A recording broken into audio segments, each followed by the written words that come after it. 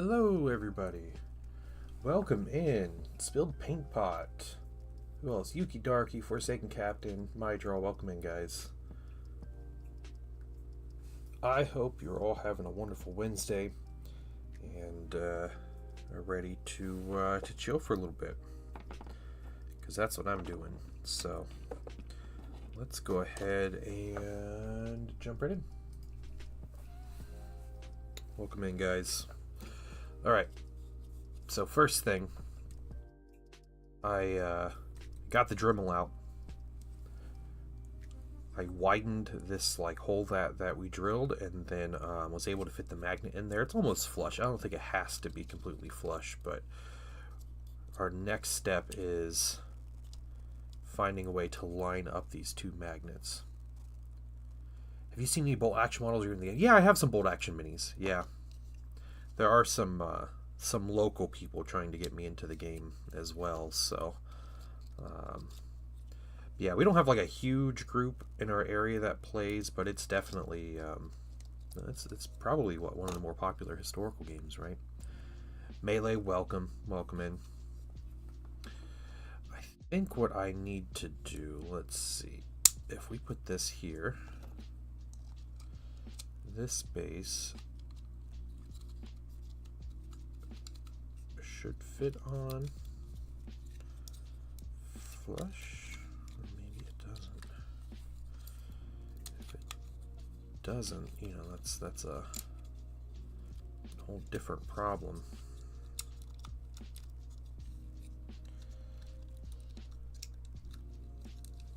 I feel like there's something else happening in here.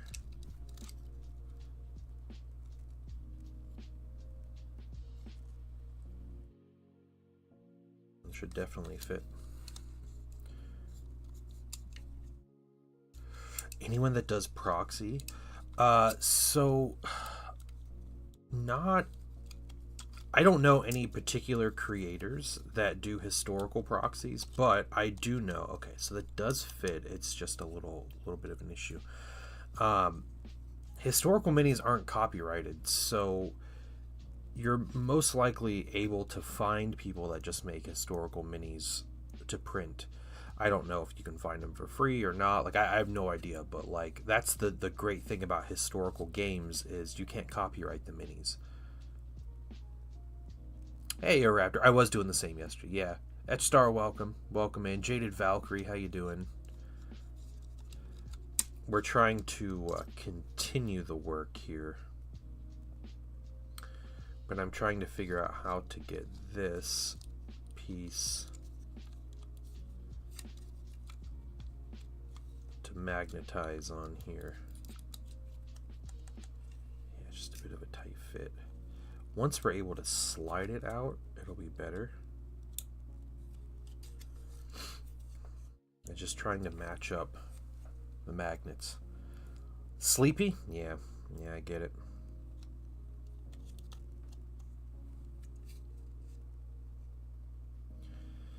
And I think I did a good job. It's just slightly up on the other side of that. I think it should be pretty close to the middle.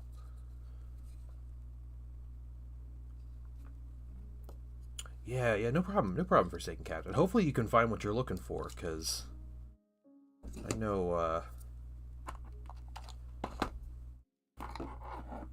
yeah, I mean, it's always better to find the 3D prints, right, if you can.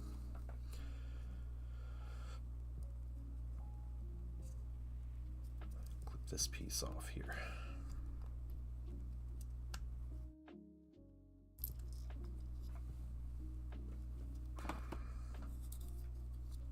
See if this slides in a little better. Yes, it does. We have to slide it in that way, though. And then we place it. What I'm thinking of doing, and I don't know how realistic this is, but I think what I'm gonna do is put a dollop of paint on this, see if I can't get this down to where it needs to be, You know, I don't know if that seems like it's just going to smear the paint, but maybe that gives us an idea of where it goes. So it's going to be messy, but I think that's the best we can do to figure out where this magnet sits. It's so expensive for the kits. Really, Bolt Action I thought was always like a super cheap game. Like you buy $100 set, or even like the $30 like platoon boxes. Like that's pretty much a full size army. Because the game is like platoon plus support, so you might need like an HMG or something, or a mortar team, and you're good. Unless you wanted to get like armor and stuff, but even then, Bolt Action, it's like if you're running 2 tanks, like you're going really armor heavy. Unless something changed with the new edition, but it's kind of what I thought the game was.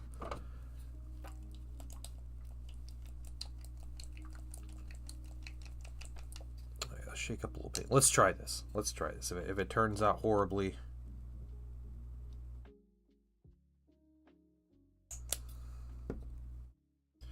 we know it's a problem.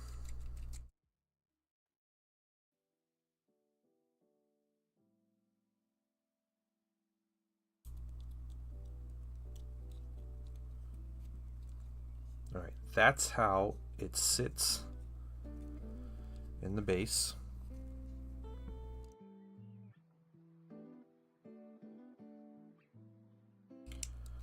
Let's see if that worked. No, it didn't. Dang it. Dang it. Okay, so there's a little bit of room, wiggle room between these two.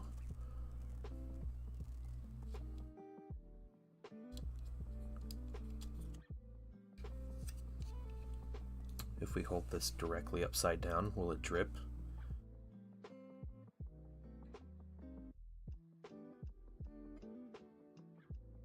I'm gonna do some green stuff work and some filling and everything on here, and then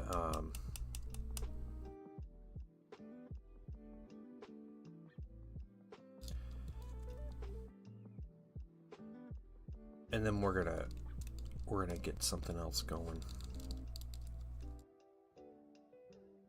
Oh, it didn't budge. Okay. All right. So that obviously is not working.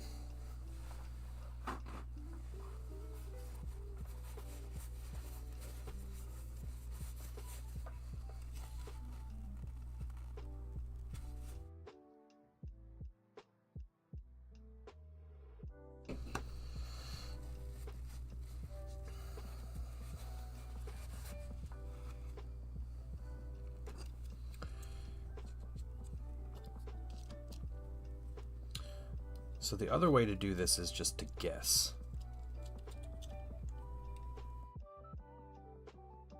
Problem with guessing is if you're slightly off, then this base will sit off, and you need to spend time adjusting it and popping the magnet off and everything. But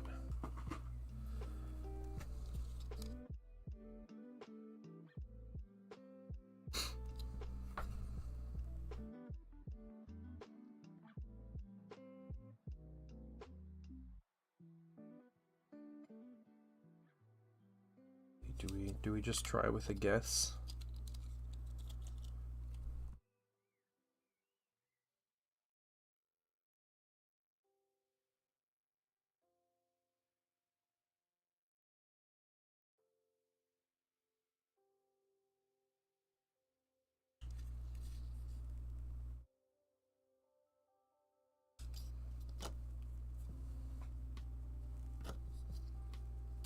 I guess we could measure, but it does look like it's in the center.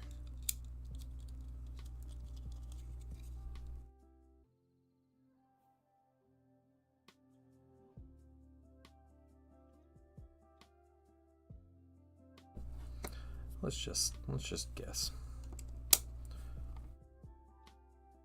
We're gonna try it.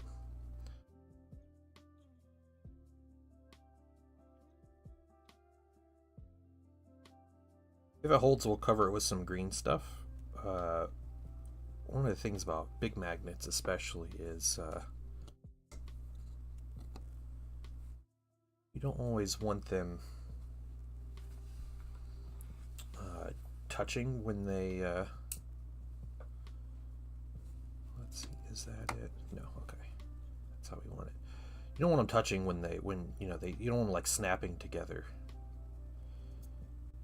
Because the super glue gets brittle.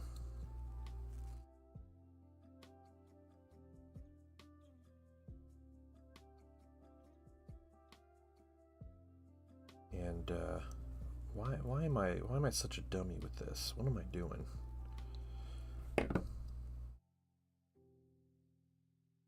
Put you right in the middle. And every time they snap together, there's a chance things break. So if we have a gap in between these, it's better to have a slight gap where the magnets attract each other, but they're not hitting each other. We're gonna let this dry for a couple minutes, and then we're gonna test it. I bet if I had to guess, I would say it's just a little too high. Put it right there.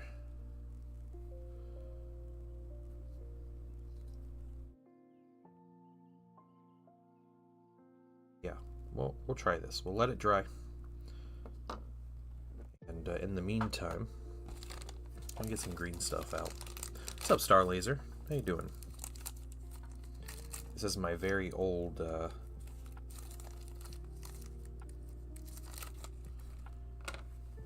bar of green stuff.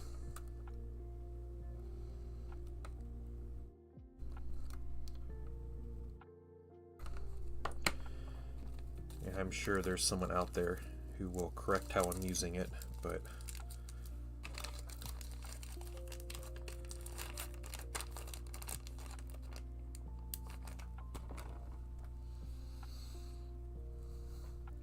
just take this and you just mash it together so you get something green.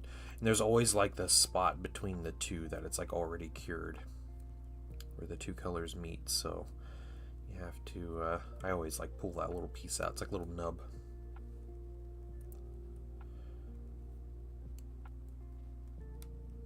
Yeah, Star Laser. Yeah, I mean I am, but it's, you know, that's Primarchs. That's what you do when you work with Primarch minis.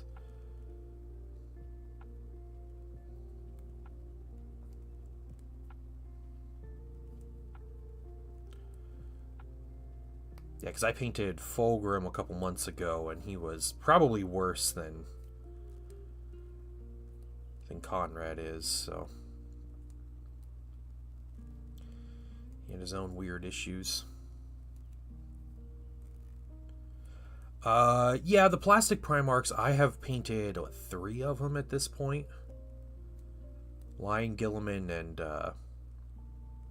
Angron. And yeah, no, they were fine. Yeah, they're just like any other plastic kit.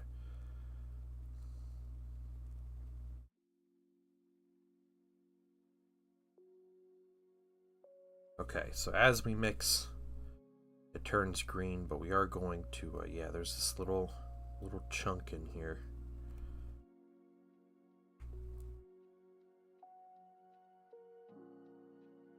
We'll just pull that out. That's useless to us.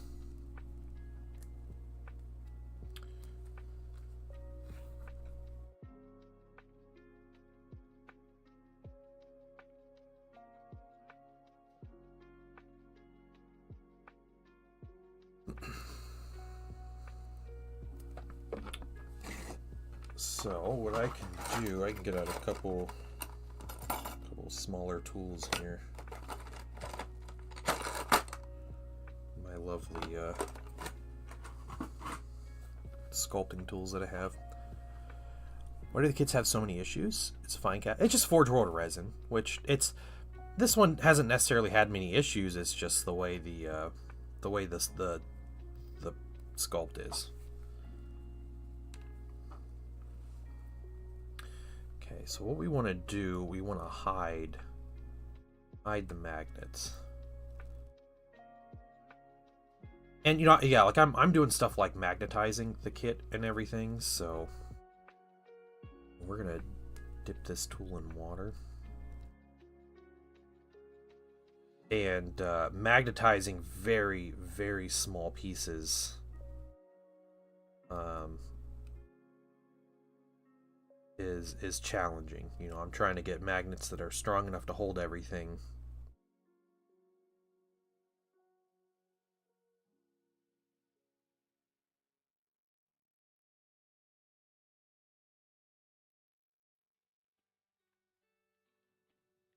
And also trying not to break the things. So, and I can't just use like plastic glue to do all this stuff. So,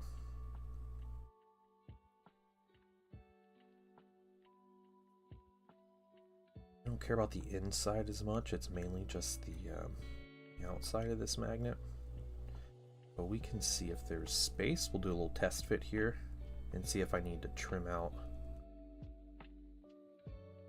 the magnet here. Pretty sure you scrubbed off more flesh yesterday and I removed on an entire armor. Oh, more flash. Yeah. Plastic kits don't have a lot of flash anymore, so. Okay, yeah, so I need to remove a lot of this green stuff. Yep, there's a lot of extra room. So let's do this. Let's shave off this extra. We'll put it in our pile there.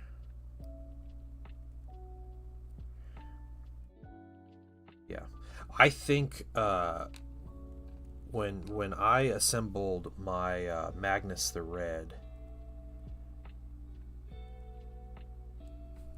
I spent anywhere between 10 and 15 hours assembling the minis, so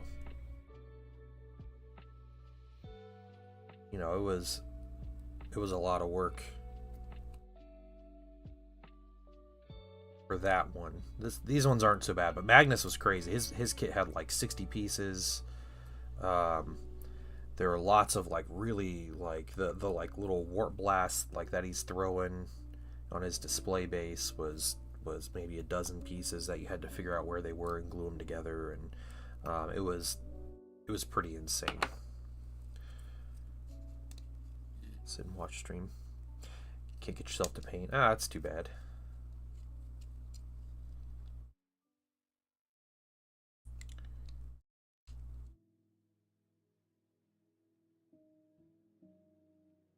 Okay. There we go. All right, we can.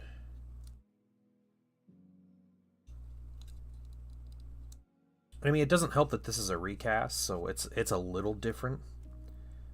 Okay, so we can put just a little bit more back on here.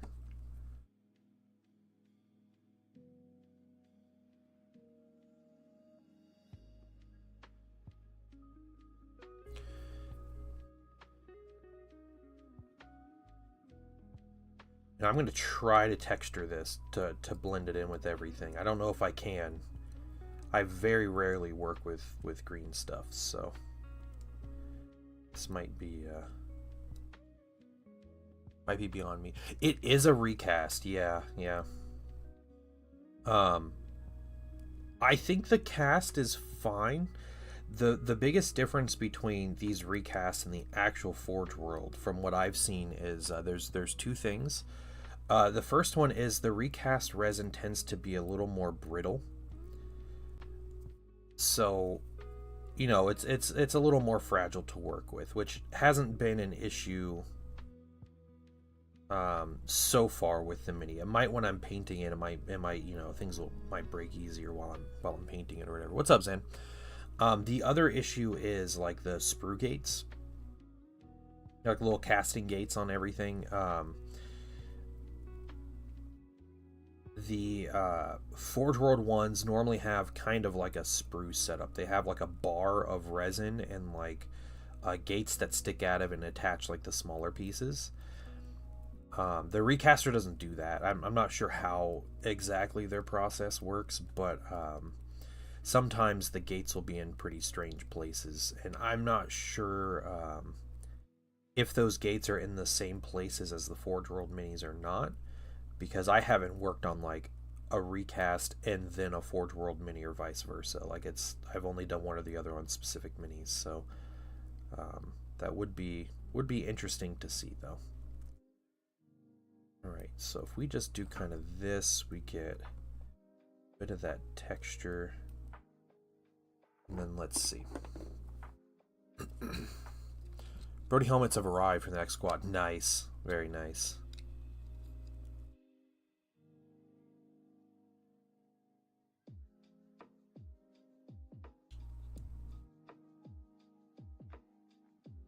Okay, there's a small gap under here, and honestly, I'm not too concerned with that with the magnet because I imagine that this mini is going to be displayed. And you're not going to like flip this over to look at it and everything. So, okay, let's get this piece down here. This piece we can make a little bit of an angle, kind of jutting out at the bottom, a 1/4 inch or so.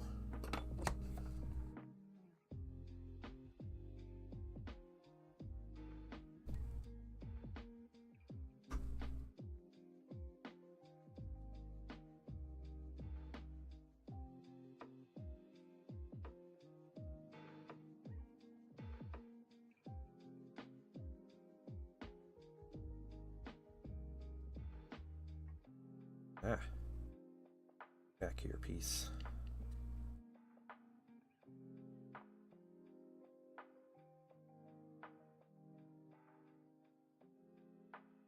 Okay.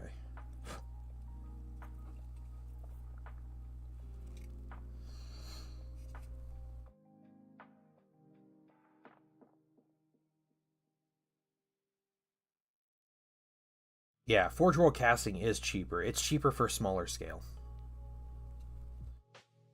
I know plastic injection molds, like making new ones, cost a lot of money. And there's a lot of like CNC involved in everything, so.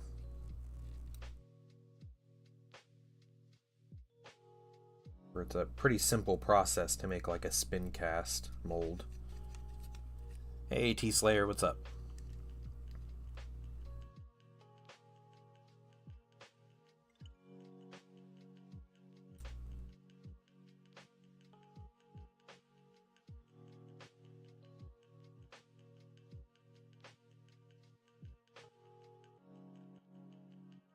Nothing much. All right, all right.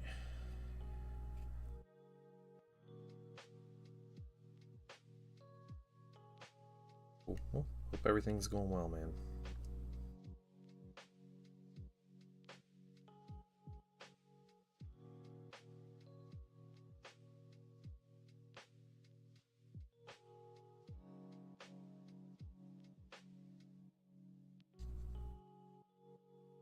Try and disguise this as a rock. Let me water down the green stuff. It makes it more workable.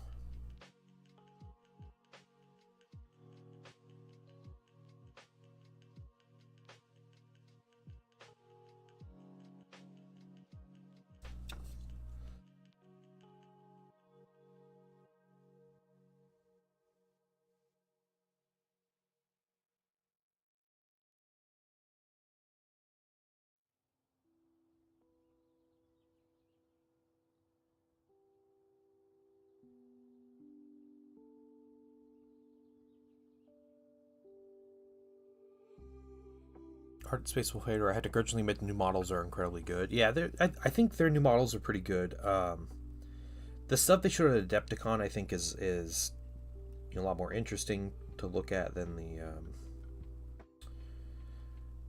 the stuff they showed off the other day. But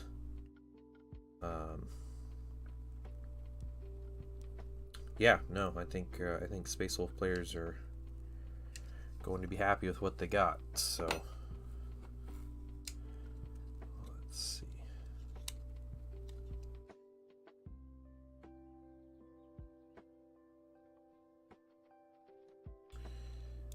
Wonder if I can manipulate that a little more. Let's get just a little more green stuff here.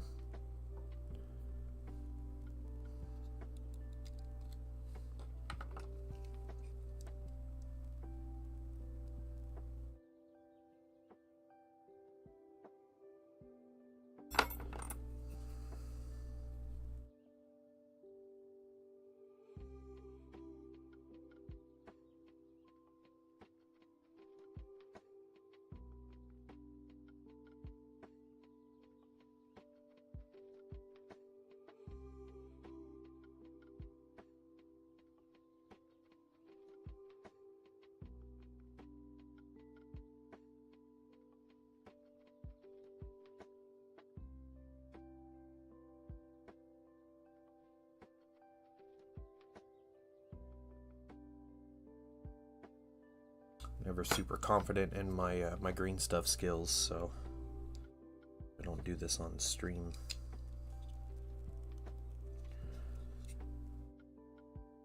We almost got it. We need like that back corner. Yeah, yeah. Blood Angels just got left in the dark.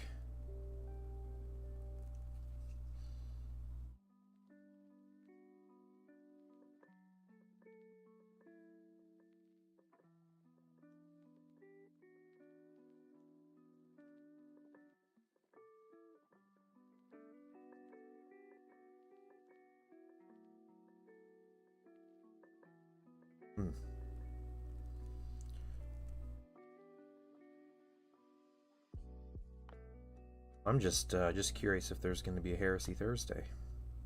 That's all I care about. Yeah, Blood Angels got, you know, they got the downgraded Sanguinary Guard. And now Lamarty's looks really cool. Lamarty's and the new Astroth, the Grim, and all those dudes look really cool, but I get it.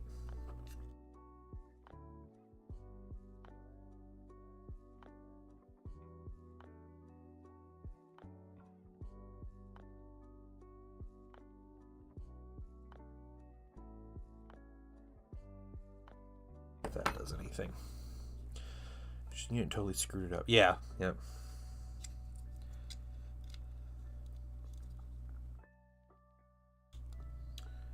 Okay, that's pretty good. A little more space to fill here.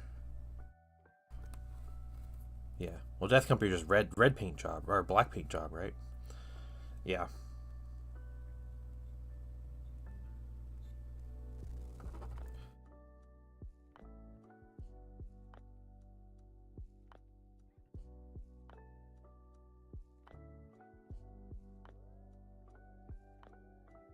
Make sure we have the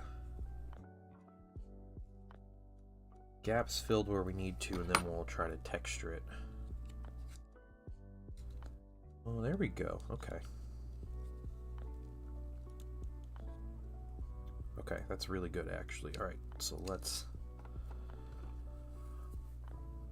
start messing with this.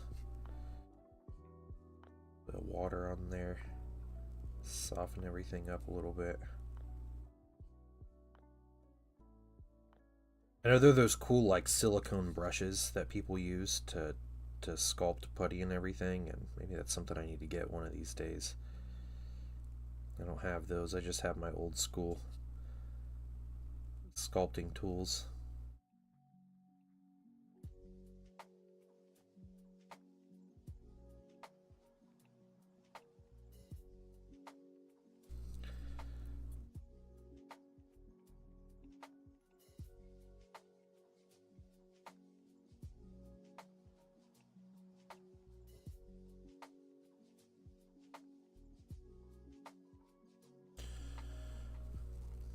So tonight I am going to be playing a game of 5th edition 40k, and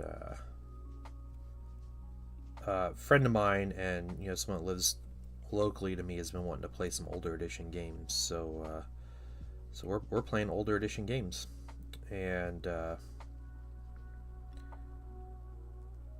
looking forward to it. I made an army list. It was pretty crazy. I wrote it out on paper because I don't know if any of the apps have 5th edition stuff updated.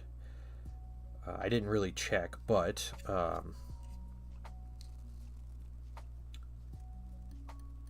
yeah, I just had to hand write out the list, and I've been reading through the rulebook, and I learned or relearned something that I forgot how much I appreciated in rules writing that they do at these older editions. And that is they tell you why rules are the way they are in the rule book, in the rule entries. So for example, in old 40K, I think all the way until 8th edition, maybe. So in 5th edition 40K, infantry models, every infantry model in the game moves 6 inches. There's no movement stat on units. They just move 6 inches. And there are other ways to make units fast. There's, jump pack units move 12. Beast units move 6, but they charge 12. There's this whole thing. But infantry moves 6 inches. And their justification for it is that it's not necessarily saying that all the units move the same speed. It's a generalization of, soldiers they'll stop, they'll check lines of sight, they'll be checking for targets, they're looking for cover, they're trying to be smart about where they're moving. And so even if they are individually faster than, say, like an Imperial Guardsman, that doesn't mean they're just going to run full force to get wherever they need to go all the time. And I do think, I don't remember if 5th edition added running into the game or if that was 6th edition that added that, but they eventually do add a run mechanic. Instead of shooting, you get to move. That might just be an Eldar thing, though. In 5th in some of the older rules, but yeah, that was really cool. And there's another one with like cover saves, and they talk about how when you fire through another unit, that your target gets a 4+ cover save. Oh, running is in 5th. Okay, cool. What's up, Velios? Hey, there's my 5th edition opponent. Yeah, I really like how, they talk about like cover saves. They're like, hey, you get a 4 cover save if you're, firing through a unit. And they're like, it's not just that you're missing your target or you're hitting the troops in front. It's that your own soldiers can't get a bead on the target. So, they can't quite see their target because there's stuff, going on in front of them and everything. And so it's difficult. I thought it was really cool that they actually explained that in the rules. I think that's really... really nice, really refreshing.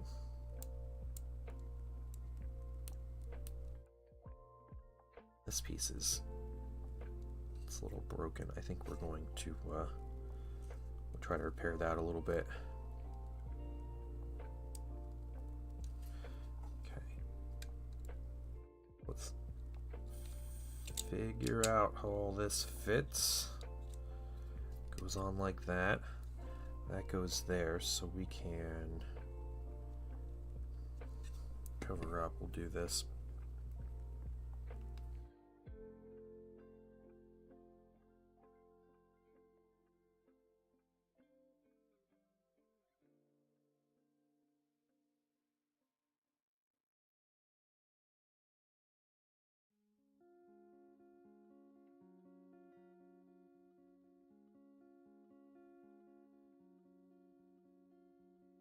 Get a basic shape here.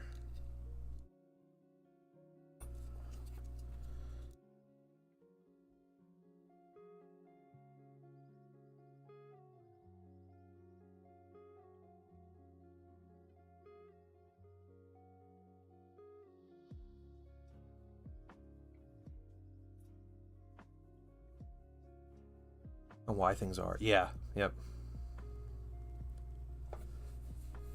Bullets ricochet. Yeah, that's so cool. I love that they explain that in the rules. That's so good.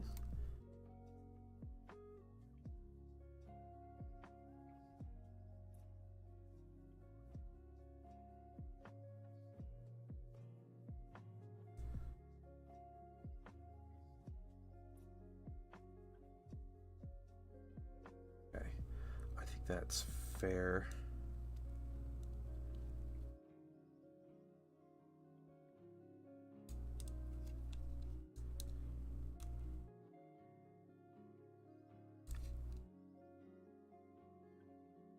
That, I feel like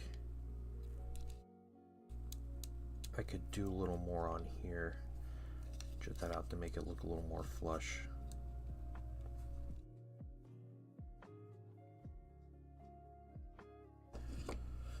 This one, though.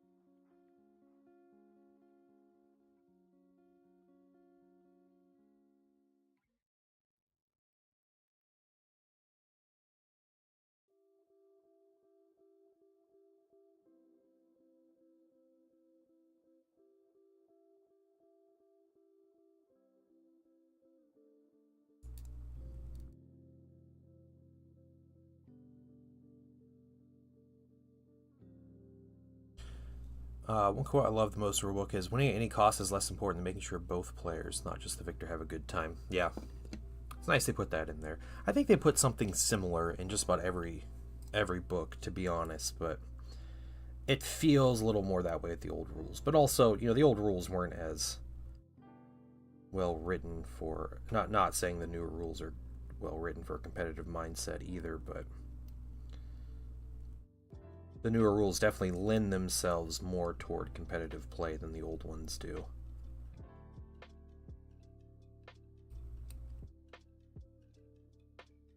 I do want to say, Avelios, I think it's cool you found all those 5th edition rulebooks.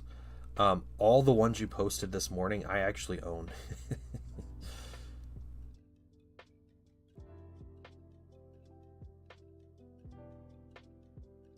I think that's just about all of my 5th edition books. Then I have like Space Wolves and maybe a couple more. I have maybe, yeah, just a few more. Maybe Demon 4th edition Codex or something.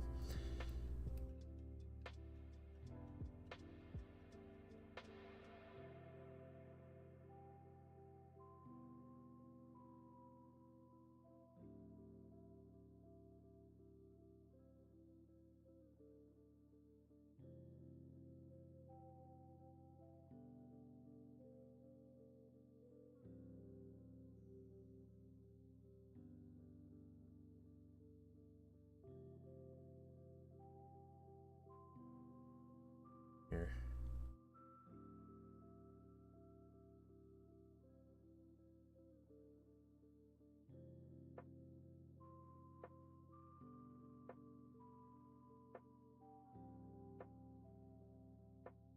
Try that. Still looting. Yeah, the Sisters of Battles Codex was just the Demon Hunters. Give me just a second.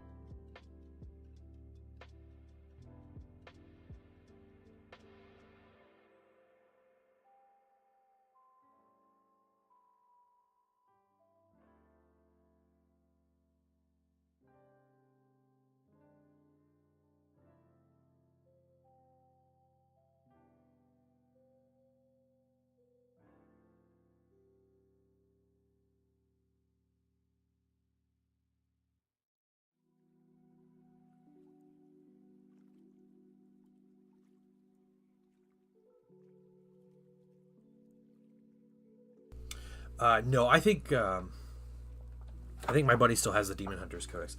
It was Codex Witch Hunters. That's what it was. It wasn't Demon Hunters. It was Witch Hunters. Yeah.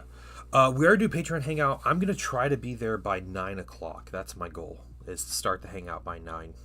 So that's my hope and dream.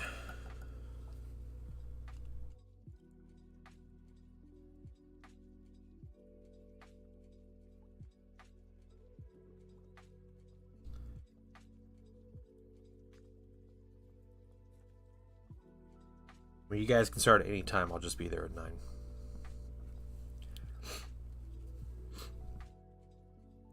Yeah, Codex Witch Hunters, I think is the name of the book.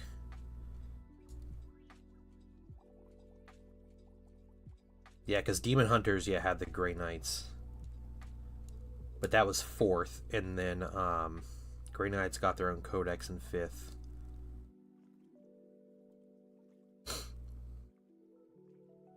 Yeah, Sister of Battle did not get their own Codex.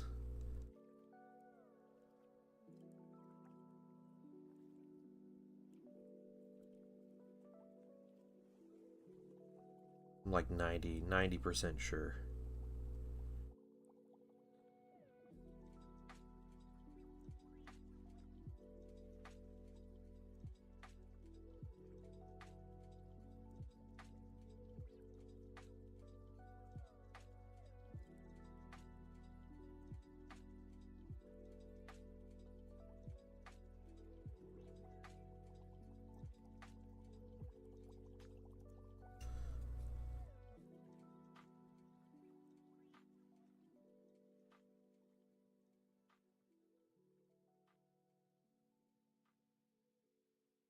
Instance of, oh no.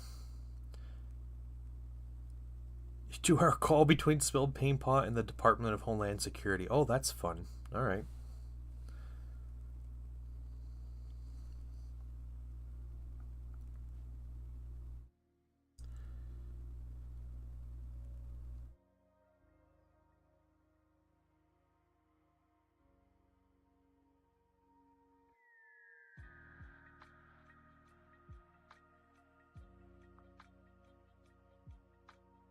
Let's see how these look. Nope, this way.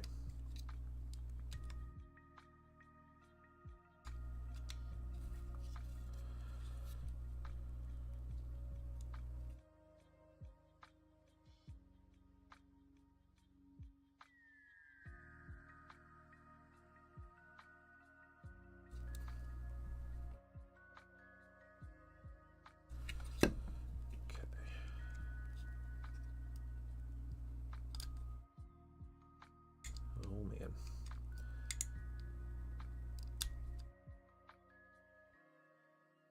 All right, let's do this. Get a little more here.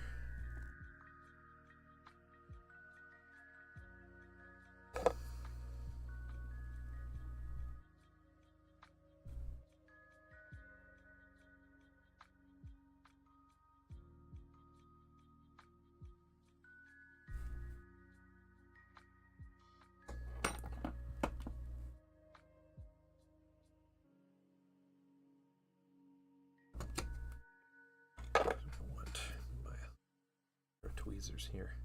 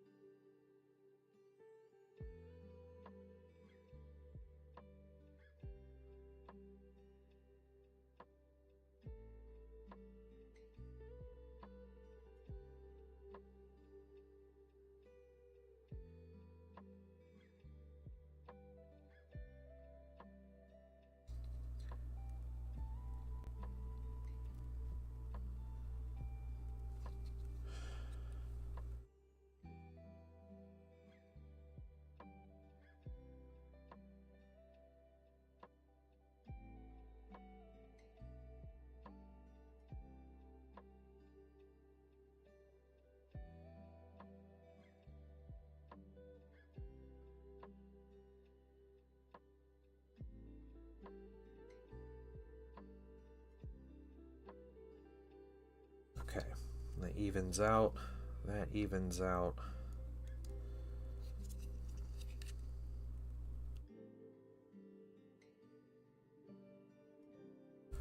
Try something like that. Pull these off.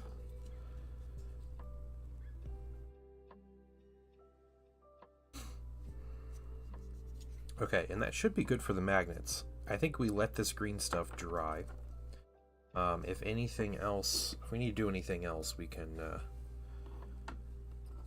always work that in afterwards, or mess with it afterwards. This is dry enough to test, so this is our other moment of truth here. And that basically fits about perfectly.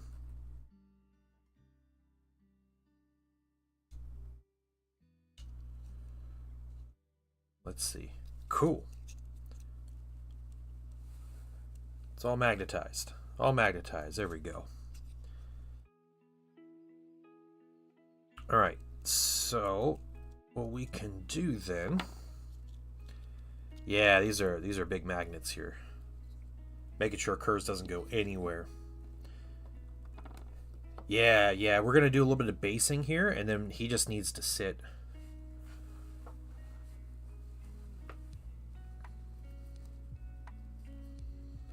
I think I could probably use more green stuff if I wanted to really go for it, but what I want to do is around the edges and try to lock it in place a little bit. Make a little snake.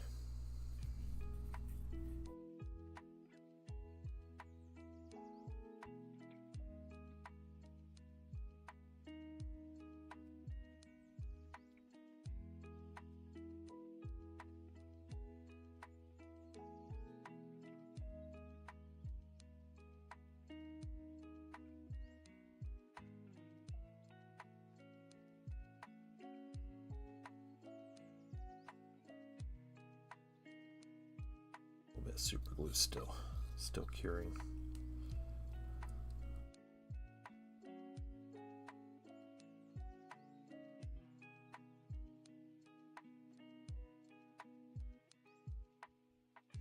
Yeah, one of the things I did send was I made sure that that the magnets aren't touching.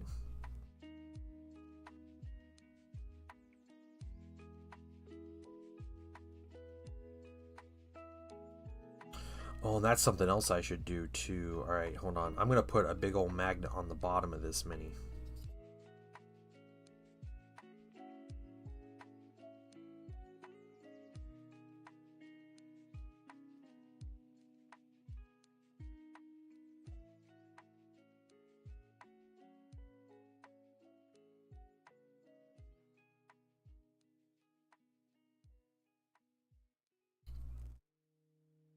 But the magnet's not touching, that means they won't like impact each other and it won't snap the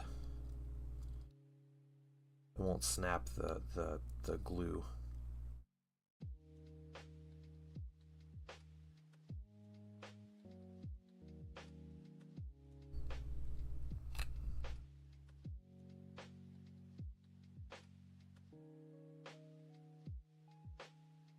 Let's see.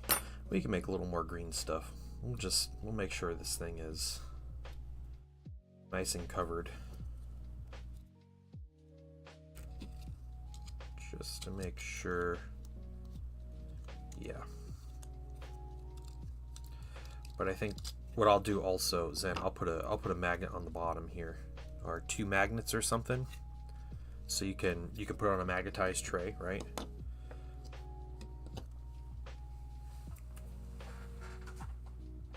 What I'm looking for. Oh, it's the green stuff. That's what I'm looking for. Although to be fair, I don't think you're going to transport it on the display base. I mean, yeah.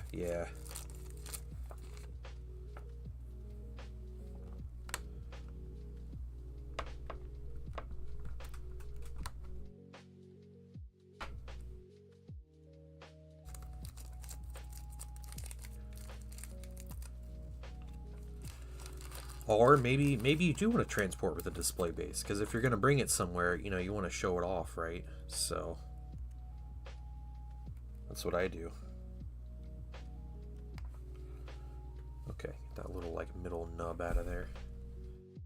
Yeah, you got flex. Yep, that's what you do.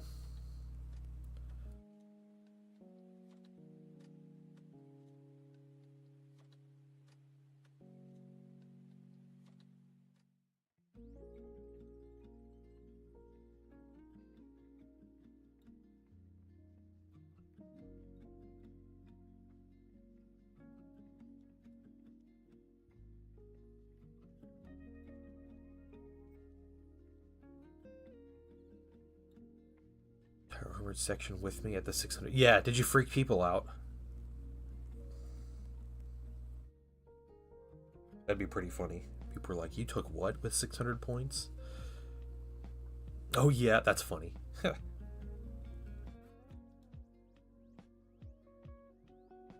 know one person brought armor. They had an Arvis lighter in their army, which was cool. It's just cool seeing one of those in person.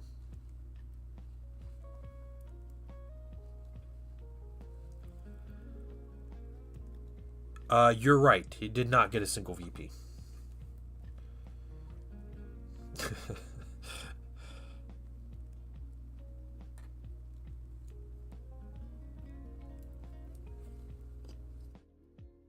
Okay.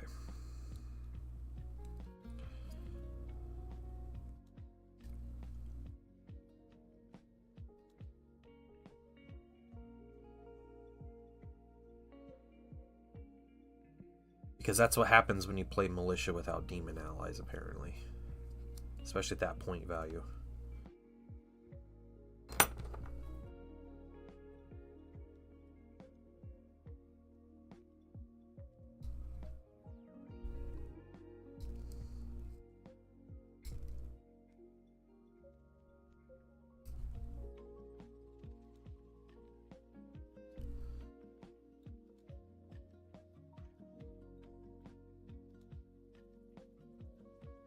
Oh, nice. That's awesome, Zen. Yeah. That's cool. Well deserved.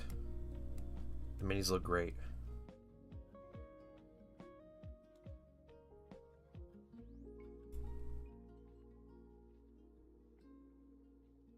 Alright. Little enclosed magnet. Let's see if this has enough space. Oh yeah, that's good. That's perfect. Yeah. Okay, I think our green stuff work is done. Just a giant pocket of magnet here.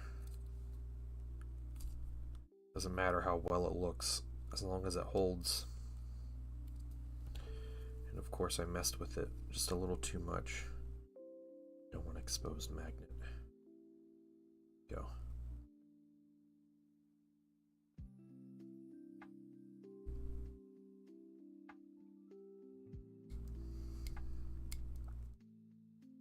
Okay, what I'm gonna do for basing, so I am gonna put texture down.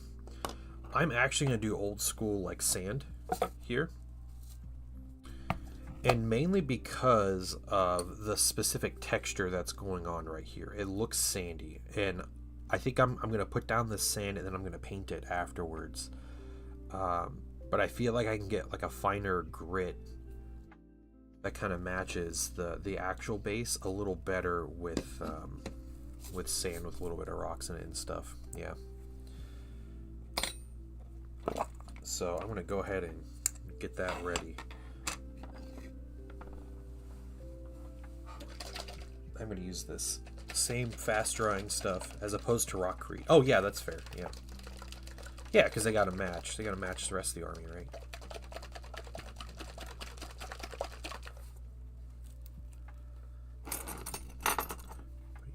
Up.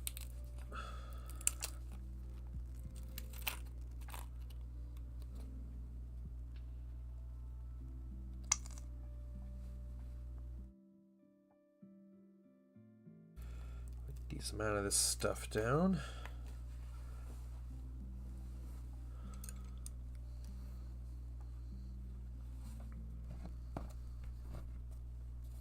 Got a brush. We'll do this side first here.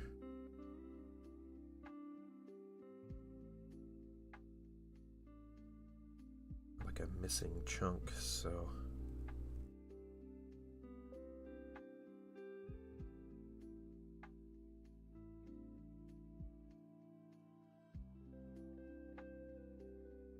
what paint did you make me buy the other day? Angron? Yeah, the Angron Clear Red. Yep.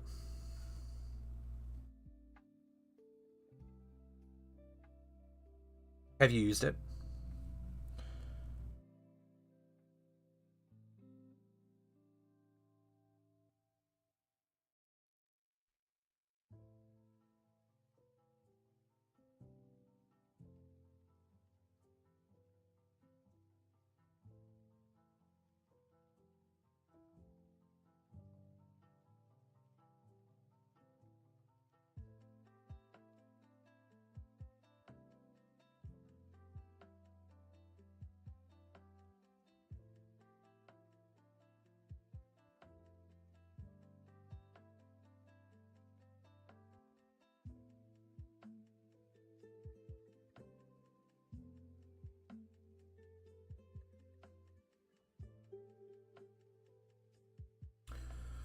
Okay.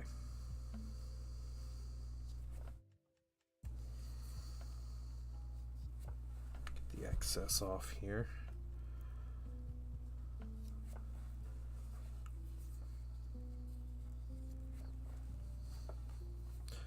Look over gold. It looks pretty good over gold. It was one of the colors I tested with my Thousand Suns way back when. Didn't make the cut, but it was pretty decent.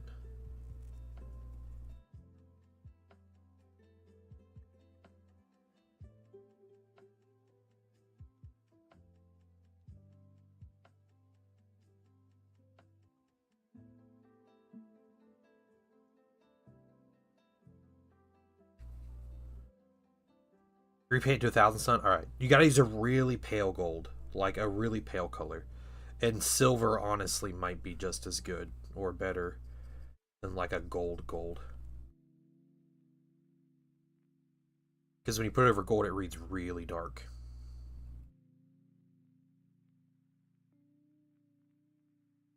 So you have Dorn killing 1,000 sun. Is that what you're doing to me?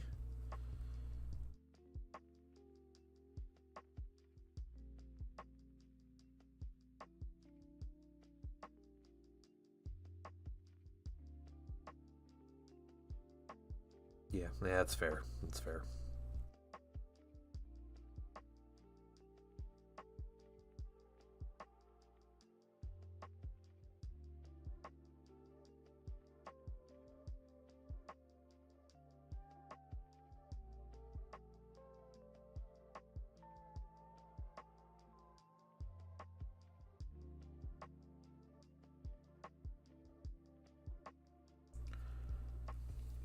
Let's do this.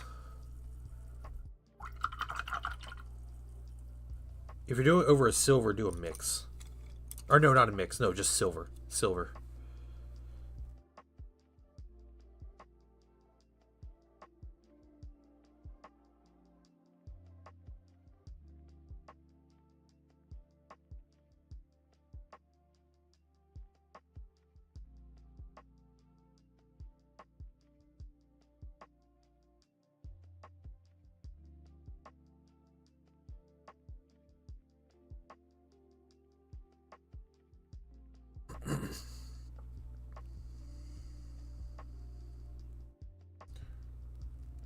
Trying to get some of this sand in some other places. See if I can't blend it in a little bit.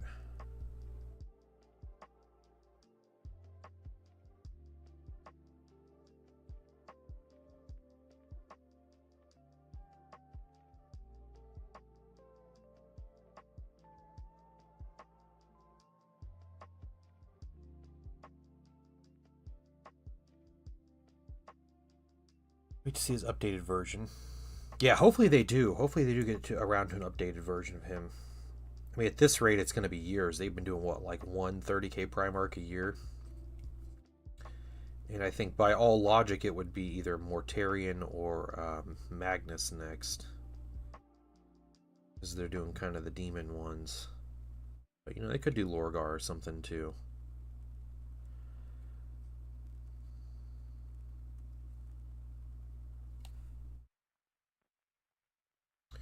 Disturbed Curze.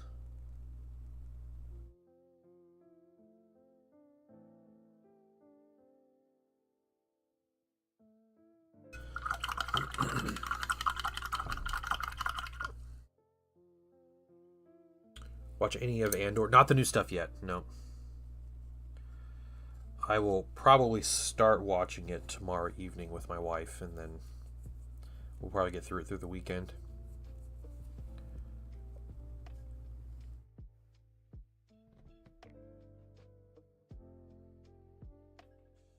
So I'll follow suit with 40k. One a year. Yeah, I think one a year is pretty good. I mean, you know, we're still missing like Jagged Icon on a bike, you know, on his like famous jet bike or whatever he would ride on. Like that would be appropriate to release, but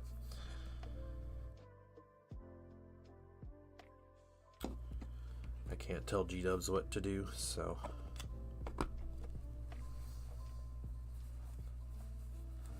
Magnus is probably a mini I'll buy. Like if the demon Magnus looks good, I'll probably buy it. Skeptical to ever do one on a bike. Yeah, it's crazy. They give you rules for a bike with him and everything, and they just never put him on a bike.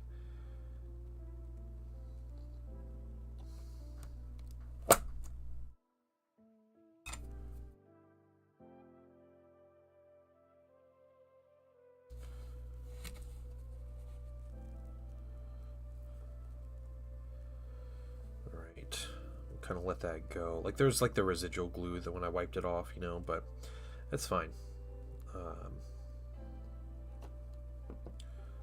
Set this to the side. We need to let this one sit a little bit more, but we'll start getting come on, my little scooper here.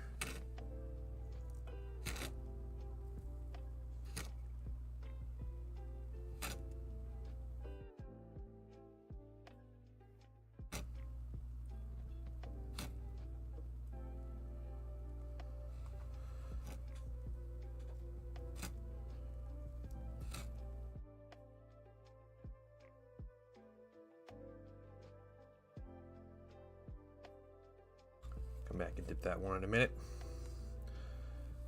Another con come out with a non-bike mount. That'd be funny. That'd be really funny. And like a complete slap in the face.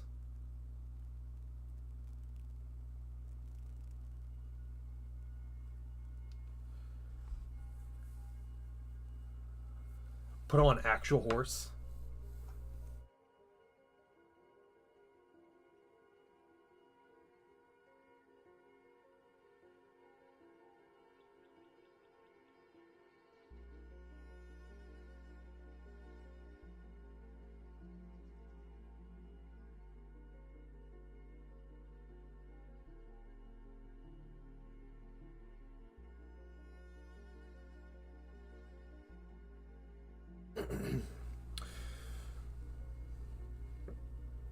So yeah, we got a decent amount of sub-assemblies on Curze.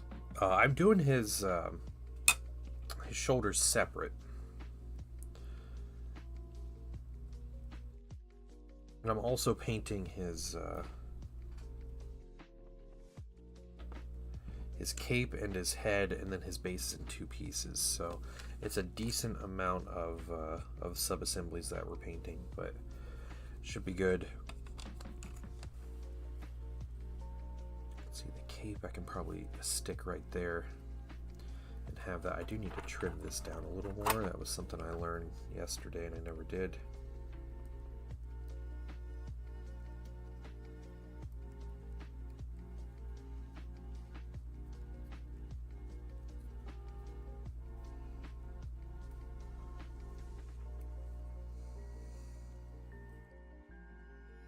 Yeah, I'm gonna try to make the skin look good. I notice what they did on the Studio Mini, and what people have done is the underside is obviously super bloody because it's the underside of the skin. So trying to make sure I do that, and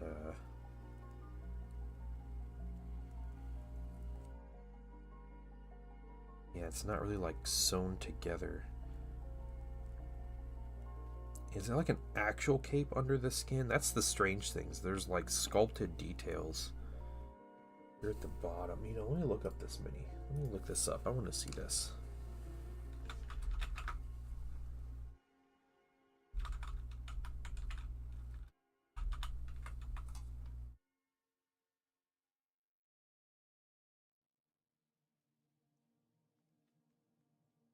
There is cloth underneath, so it's skin on top of cloth. That's what it is. It's a cape under the skin. Oh, okay. Well, that's good to know. He is lazy, yeah. He just didn't want to fix his cape, so he just threw skin on top of it. Magnus Sculpt possibilities. How far they go with Chaos Influence. Yeah.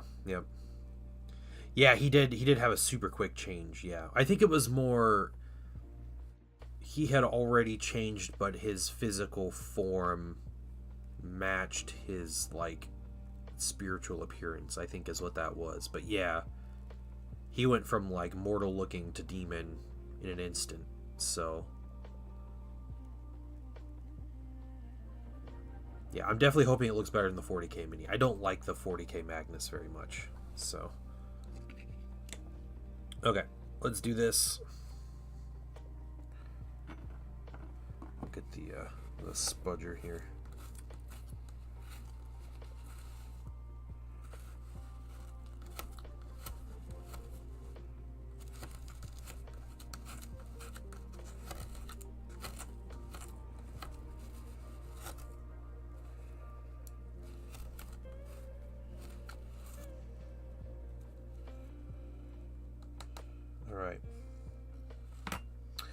And we let those two sit for a little bit. I'm just going to keep him right there so I don't spill any sand unnecessarily. That's the lid for that. We'll set these pieces up here. They're not Marines, no. No, they're servitors. They're not even Marines. No, he's so lazy, he didn't even bother to kill Marines.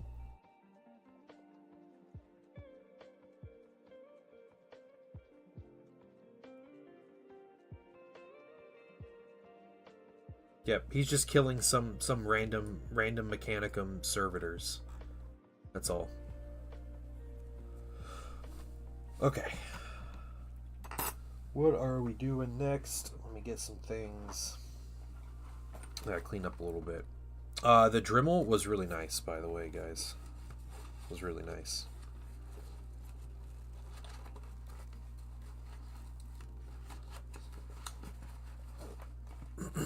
No, I don't use the. I don't think the Uhu goo stuff looks any good.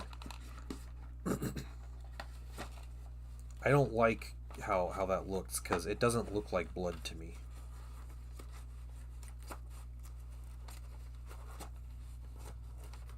It looks like cheap, like 80s, 90s horror movie blood, where they're like, yeah, corn syrup is blood, and that's about all they do. You know, like food dyed corn syrup.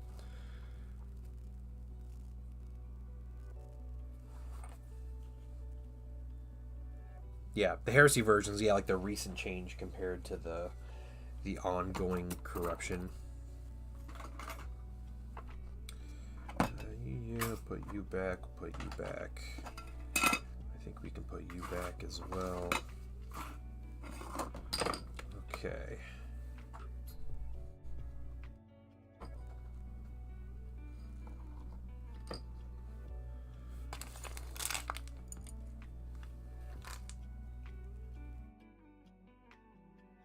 It's what the client wants. Get out of here.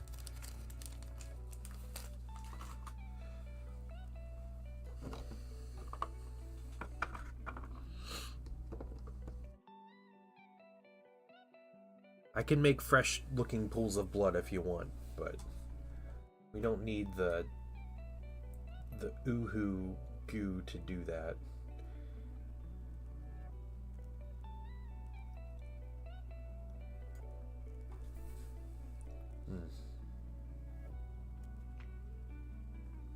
Oh man, what a mini. All right, here's what I'm gonna do. Get some other minis out here.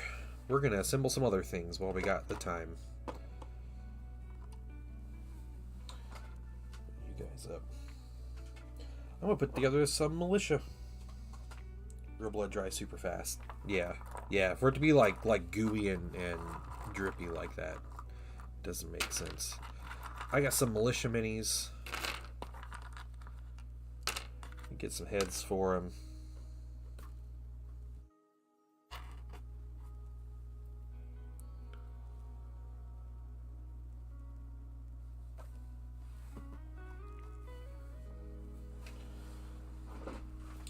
Let's see what else I got in my militia box here. I put some sentinels together.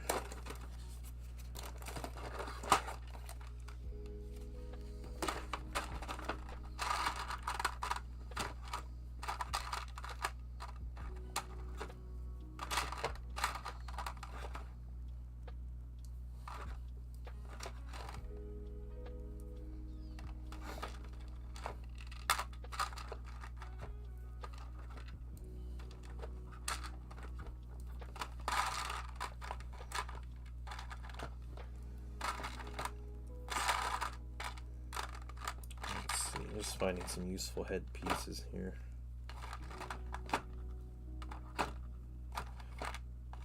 Do a mix of helmets and not helmets. But yeah, I think I'll need to print more heads then.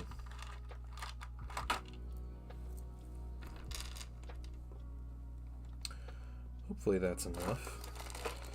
So I have you guys, and I also have artillery crew that I can mess with. And I have some sentinels. I think just need a little bit of cleanup and printing, but we can print, so we can assemble some sentinels too if we need to. It's just gonna be a day of assembling stuff.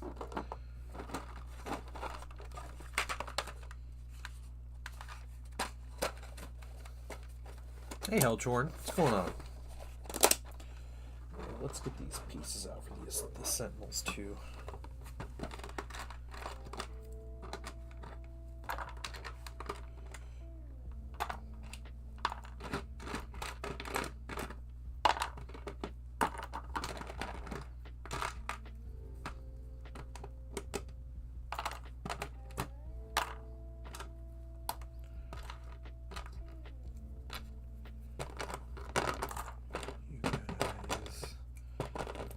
Legs, another hip piece,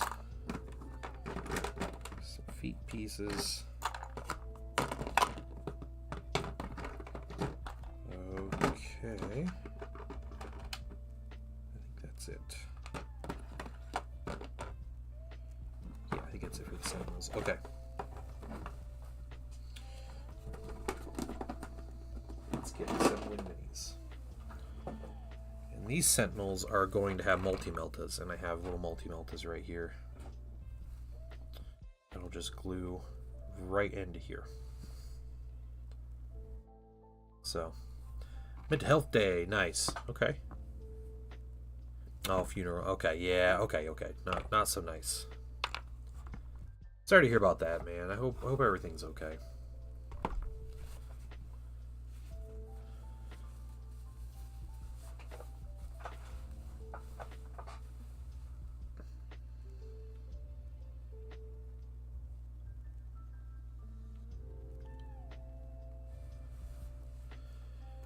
Okay, Zen, what have I never done before?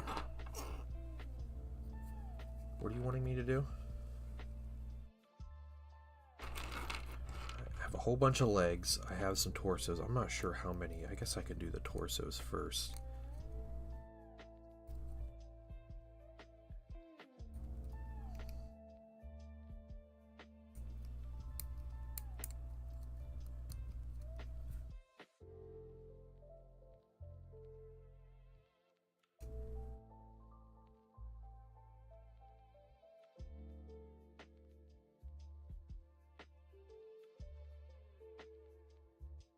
Yeah, you said, yes, please. I don't think you've ever done that before. I don't know.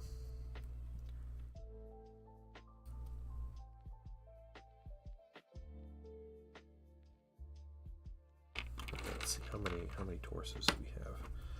1, 2, 3, 4, 5, 6, 7, 8, 9, 10,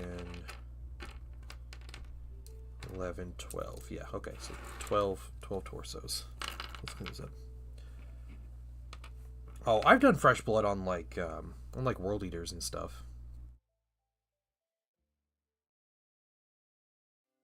I won't spatter it on your mini like I did on the world eaters, but the Crimson Red by Monument makes surprisingly good fresh blood because it's glossy and like really dark.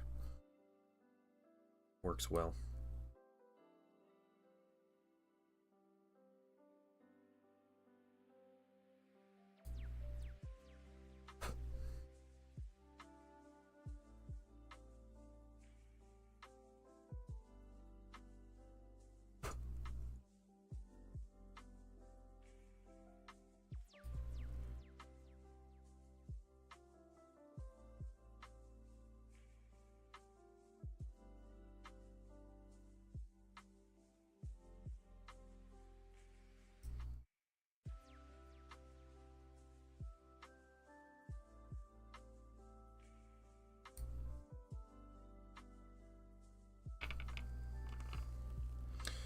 These guys have melt-a-guns, so this is a melt-a-gun, the other guy had a sniper rifle.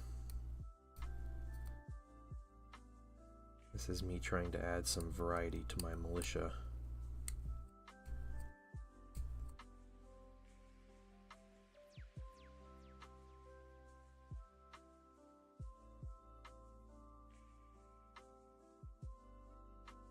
Yeah, no, it's fine. It's fine. I have painted three sessions worth of those world eaters at this point. Yeah, I worked on them for like 2 months straight, and then I got them a few months later, got more of them, and they got more after that. So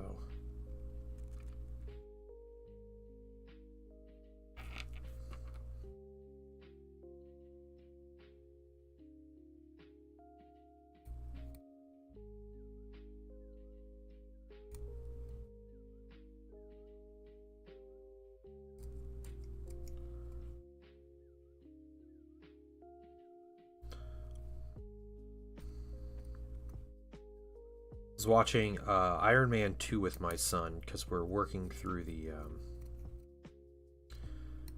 MCU movies, and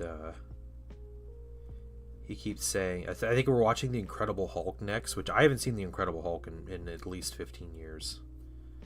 But we're going to be watching that, but he's really excited for Groot. He's like, I can't wait for the Groot movie. He's like, when does the Groot movie happen? I think Guardians of the Galaxy is right after the first Avengers, but still, he's like, I can't wait to see how Groot becomes Groot. Like if he was just a person, or if he was an alien or something. And I was like, yeah, I don't know.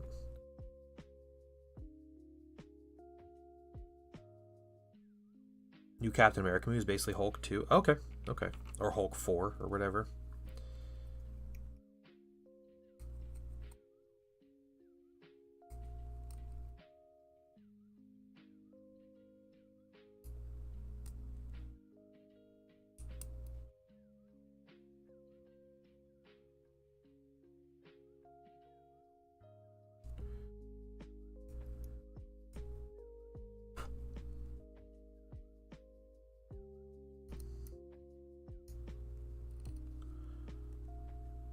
The Eric Bana one, it should be.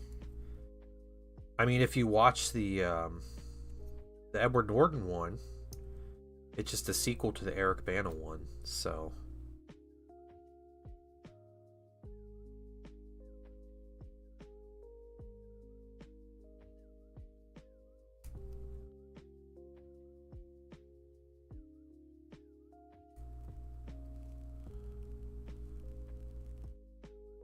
yeah, that's the whole thing. Like that wasn't that the whole story of it? Like he's gone because of everything that happened in the first one and all that. Like so he's in hiding, and like everything that happens is a direct result from the first one, I thought.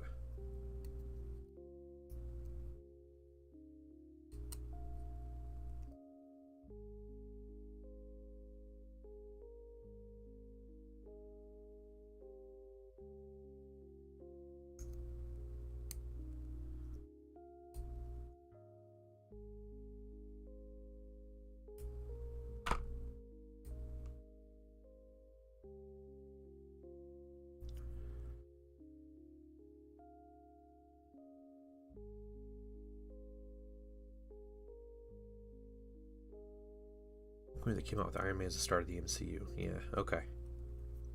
Is Robert Downey Jr. actually in the Incredible Hulk movie? The Edward Norton one? Or did they just mention him? I can't remember. I mean, I'm going to be watching it soon because it's our next movie to watch, but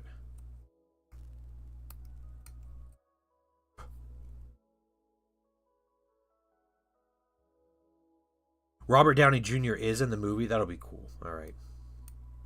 Always in the after credits scene. Okay. Well, I will look forward to that then, because again, it's been so long, and I think when at the time I watched the Incredible Hulk, I don't think anyone had any concept of what was going to happen, right? Like the whole thing, movie studio can spout about how oh, we're connecting all the movies and we're making a big thing, but like nobody had any idea what that meant at the time, or if that was actually going to be possible.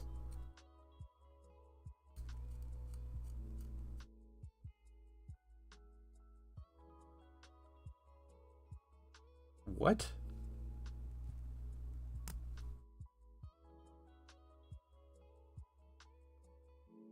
What are you talking about, Zen?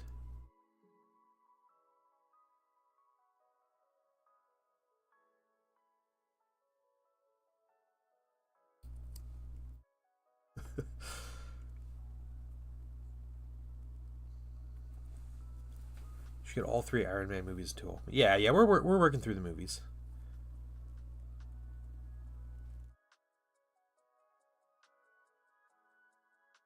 Oh, I don't know what you're talking about. All right.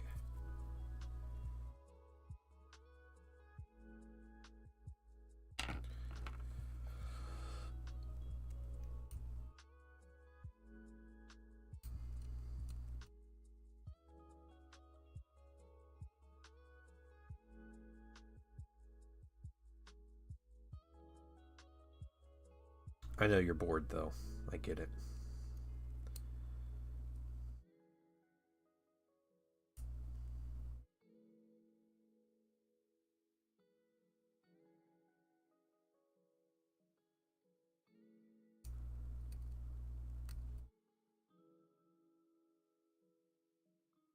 Oh, okay. Oh, sweet. What are you gonna be playing?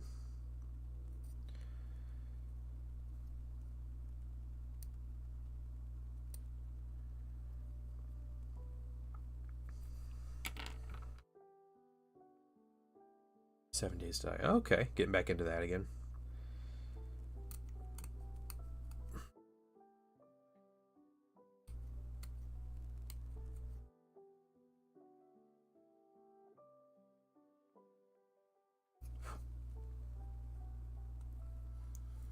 Oh, okay, okay. Is it an update, an updated, or just an update they put out, or is it like a new game?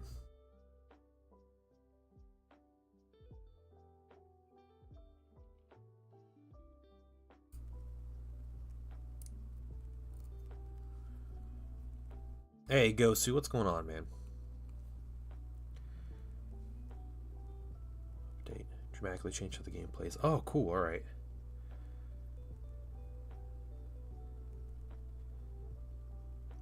Nice.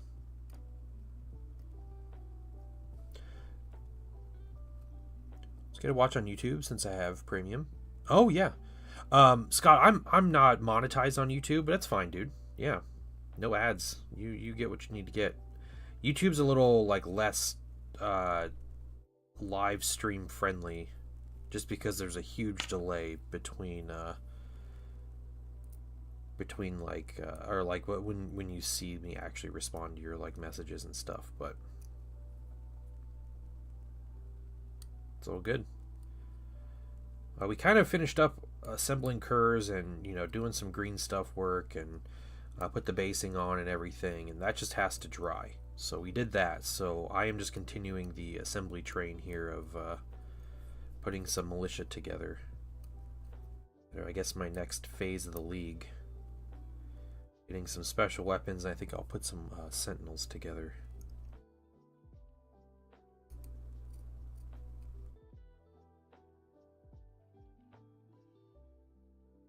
Got the painting hype today. Nice, nice. What you got? Keep working on the Thalax. Thalax, dude, sponge chipping the details. That's awesome. That's awesome. No, it's fine, Scott. It's all right, man. Scott, I really appreciate it. I will tell you that Twitch ad revenue is not. It's not putting food on the table. So it's just like you watch in a way that's convenient for you. All those supports just coming off. There we go.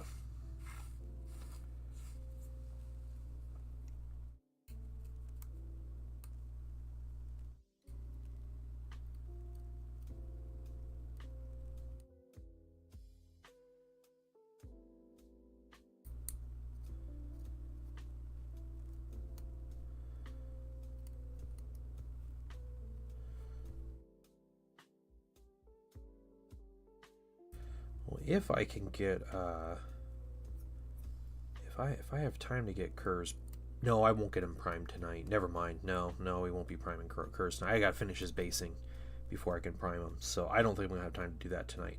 So Curze will be painted next week. That'll be how we start the week on Tuesday, is painting Konrad Curze. So then I guess next tomorrow, next stream, I think we're gonna paint. We're gonna do our giveaway mini.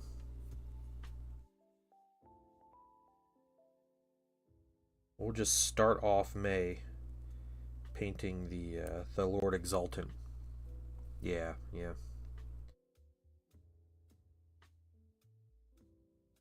I gotta be completely honest, guys.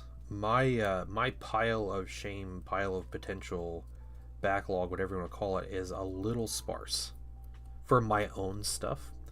I do have like commissions to do. I'm waiting on stuff to come in basically. So I got Curze and I have a couple things coming in, but I kind of cleared it out last month.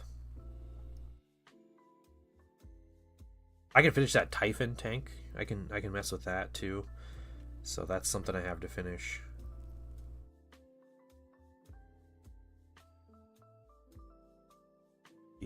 Some minis in that backlog. I do. Yeah, I do. Yep. I'm kind of like, there's some things I want and everything, but I don't know. Yeah, I'm fine. Like, I think for a while, for like the past year and a half or so, I think I went a little hard on buying minis without painting, or painting slower than I was buying, which I didn't do for a long time. For a long time, it was my army. I had one set sitting on the shelf.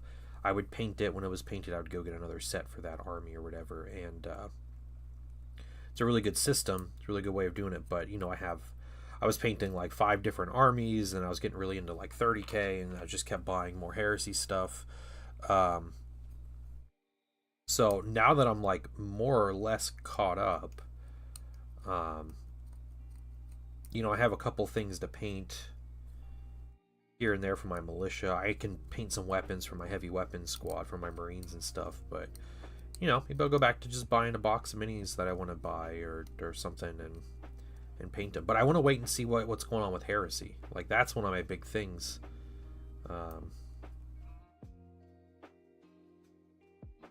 Just waiting to see what's happening with all that.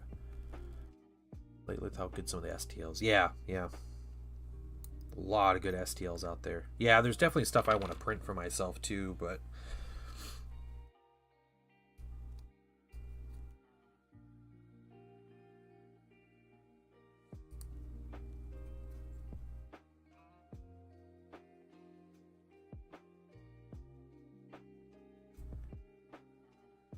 so I could always print more militia if I need it. That is never an issue for me. Utini, what's going on? How are you doing?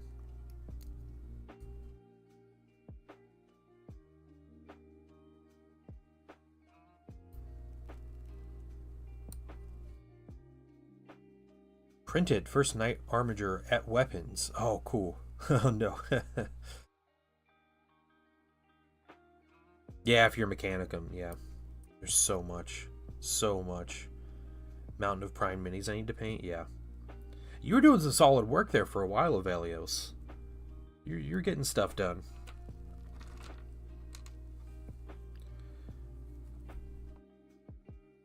Knife ear on the big bug.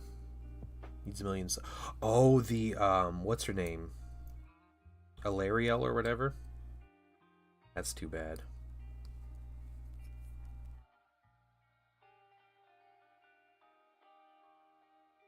Kill team data slates. What? Okay. Alright, eating almonds. Cool. And you're downloading. Okay.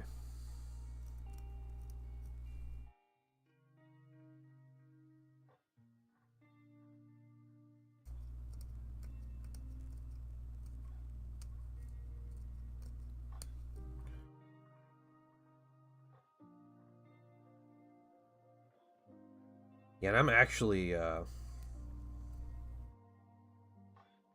going to send in like an order to GW, and so I'm debating if I want to grab a resin character that's there or not, because I do like the resin like heresy characters. But I don't know. Nooks and crannies make it. Yeah. The Age of Sigmar's minis are really bad about that. Just having a bunch of like frilly pieces on really big minis that make them really difficult to paint. Yeah.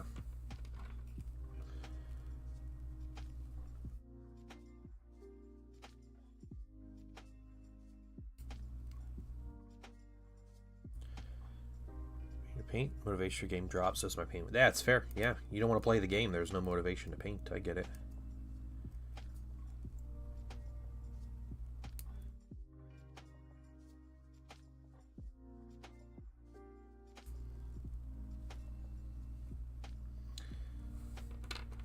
I was reading some discussion about like Horus Heresy 2.0, and people were talking about the game and how 2.0 was very much like it was a weird like amalgamation of rules where they weren't quite sure they were going to make a 2.0, and they were like playtesting rules for a long time and kind of like just messing with the rules, and then they just finally kind of released it.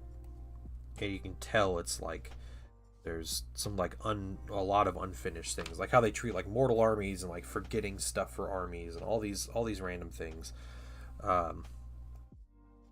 So you know, people are hopeful for the third edition or whatever's coming out this summer, 2.5, that hopefully is more of a complete vision of what they want the rules to be. Just a lot of stuff omitted from second edition.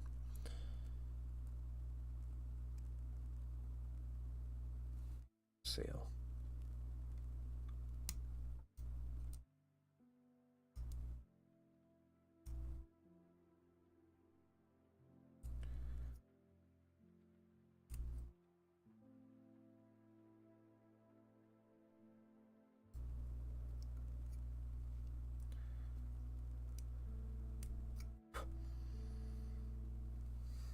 Let's see, 4, 8, 9, 10. All right, let's do 2 more. We have some extra legs.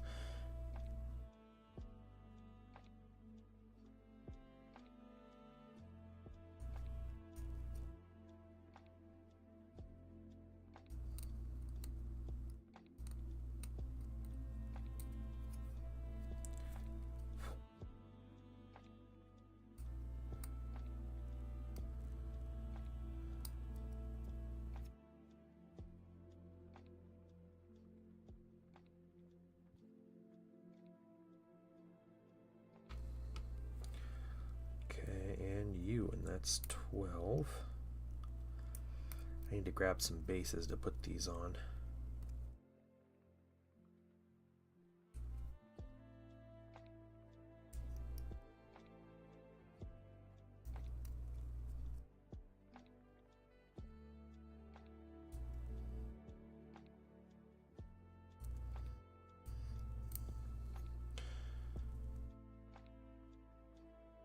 They're made by a guy whose best friend's in Midwinter Minis. Ugh.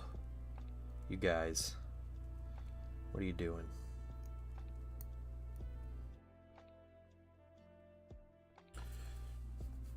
Okay, let me grab some bases real quick.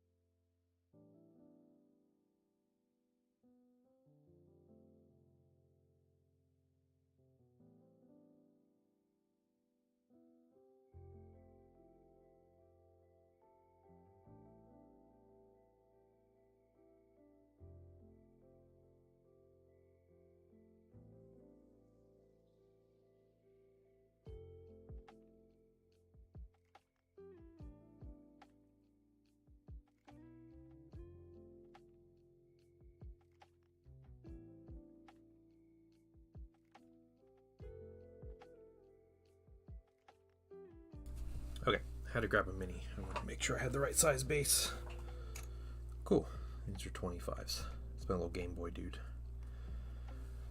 Playing his Game Boy Color instead of watching the battle.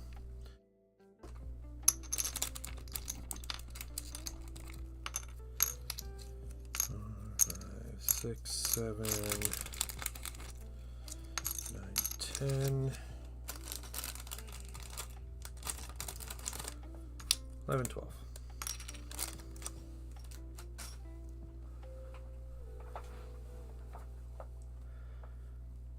Who's me not super interested in 30K or whatever new solar kits that come out. Yeah. I get it. I have a feeling I'm going to be very sorely tempted with whatever comes out.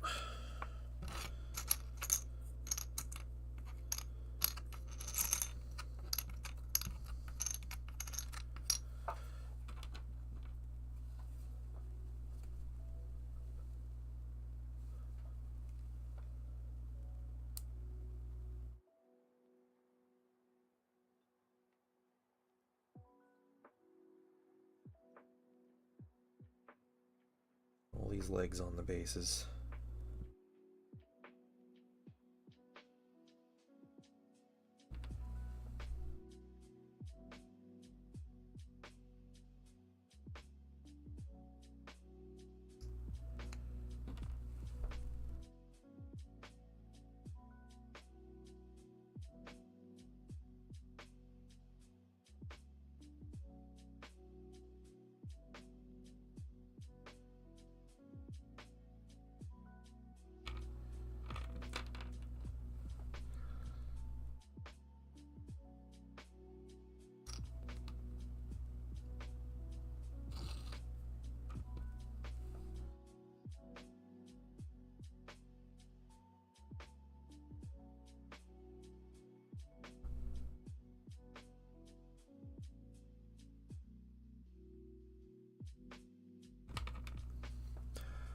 Bane Blades top my wish list. Yeah. I think, yeah, the Ogren, yeah, the Aurochs and the Carnodon, right? Because that's just basically like a single kit with an extra sprue, and then the Rapier batteries for me.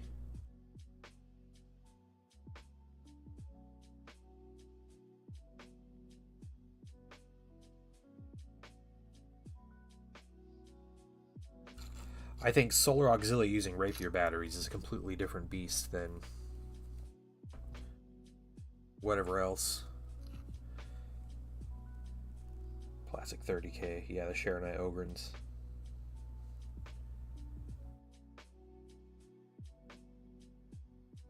Because once you can get like, it's like twin-linked AP1 shooting and everything on the Rapier batteries, like that's, you know, that's easy way to start killing tanks.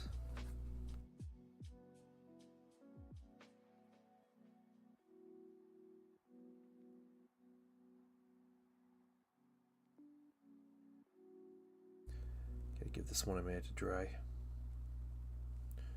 You just stare at my fingers.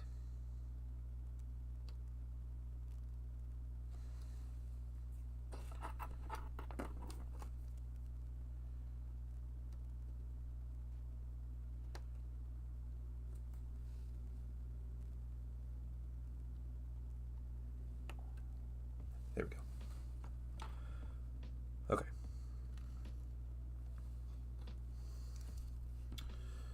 So we can start. Find someone who's aiming. Is there one who's aiming? Yeah, there's one who's aiming. That's a cool one. Sitting and aiming the sniper rifle.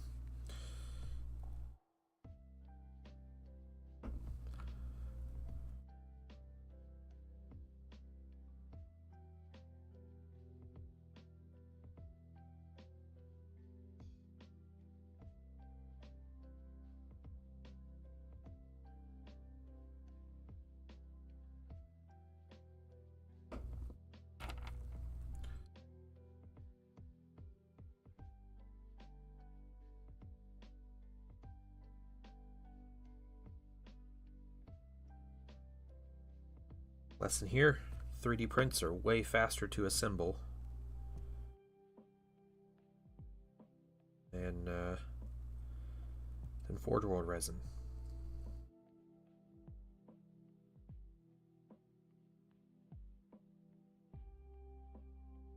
Hope wave. I guess wave 3. Yeah, is large launch. Yeah. Well, to be fair, if they do 3 more tanks, that's 2 of the 3 things on your list, right? So.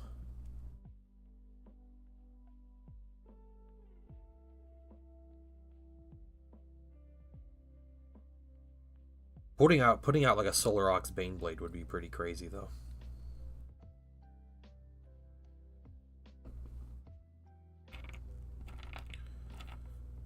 Let's see, another aiming one. Yeah, there we go.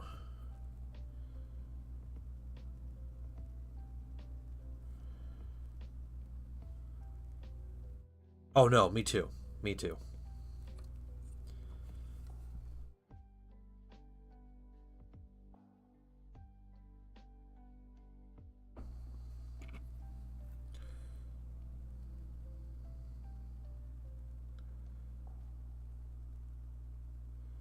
Yeah, it's like I want an excuse to buy everything, right? Just to buy like all this stuff. So, shoot, I understand.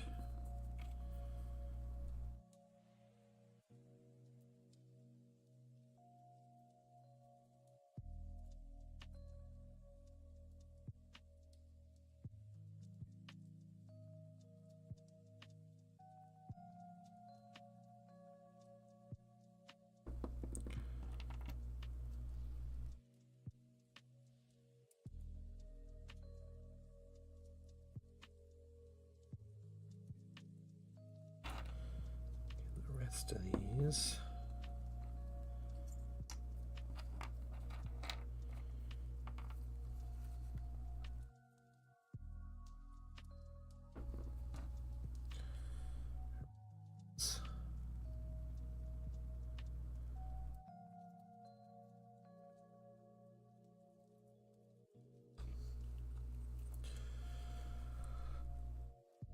Yeah, the Solar Ox don't need a whole lot to be a complete army. I wish they would do a like a higher level command squad kit. Because the current command squad kit is really basic and does not go anywhere near the cool factor of the old resin kit.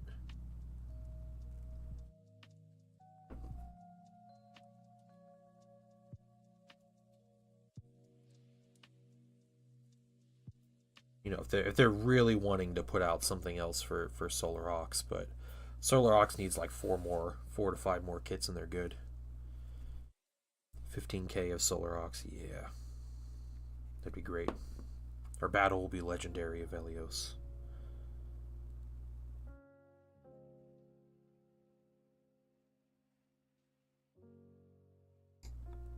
Okay, so we got that. We need 12 heads. Let's count out the heads that I have here.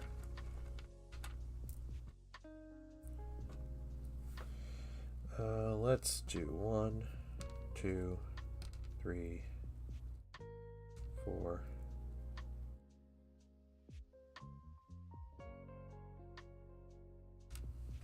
5,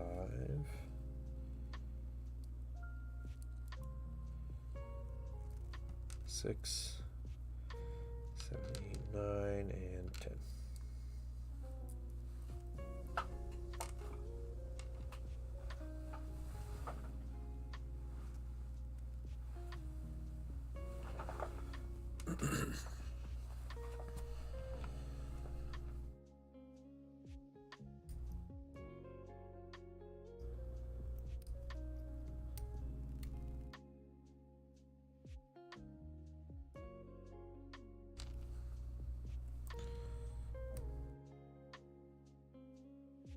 $15,000 points of painted Solar Auxilia, right?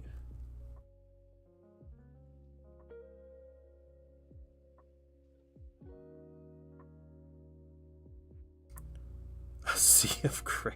Yeah.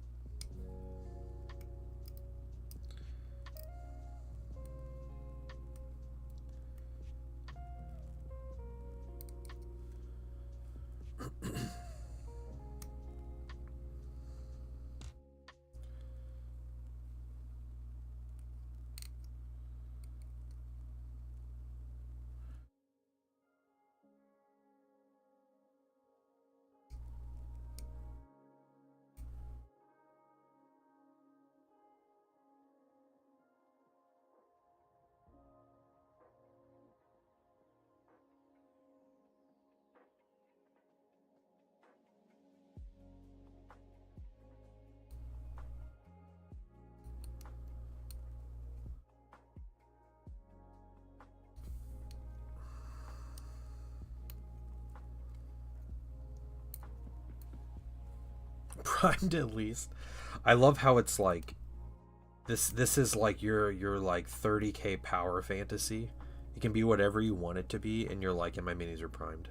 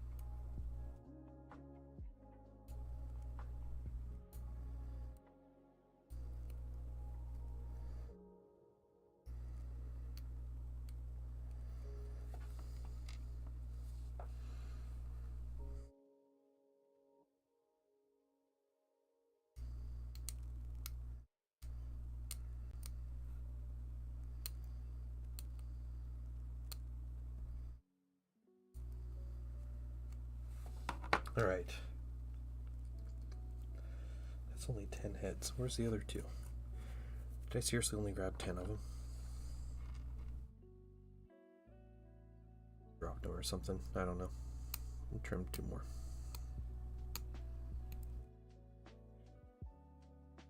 New fleet of Nids is on my hobby desk now. Can't be using old fleets forever. Oh jeez. How many different fleets of Tyranids do you have?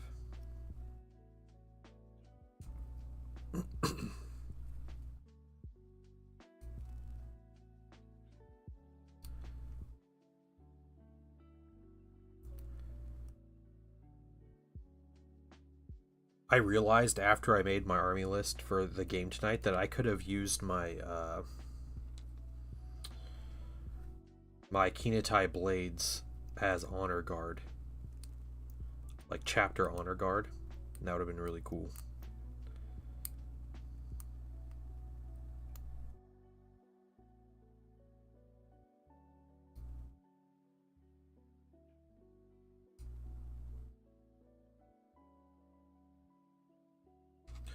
All right.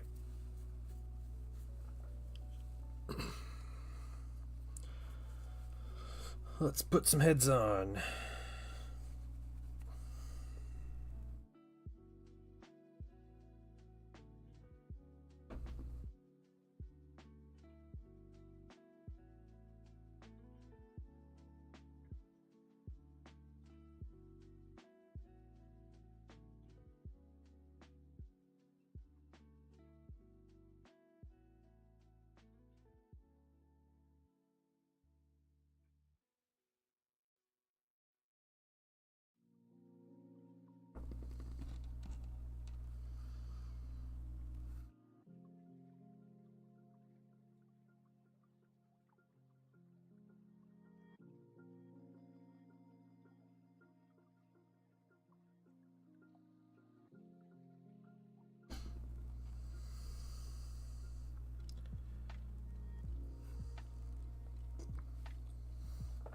Just 2. Okay.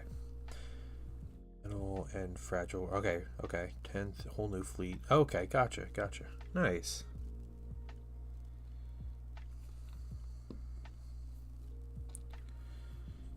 Let's get a helmet.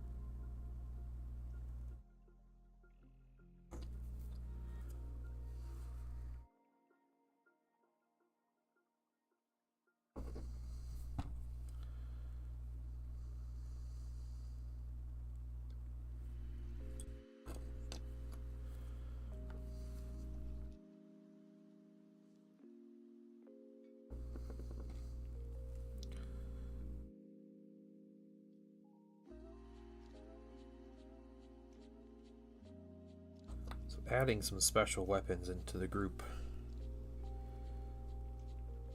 to my squads will help them actually do something. Even if it's not much, they'll do something.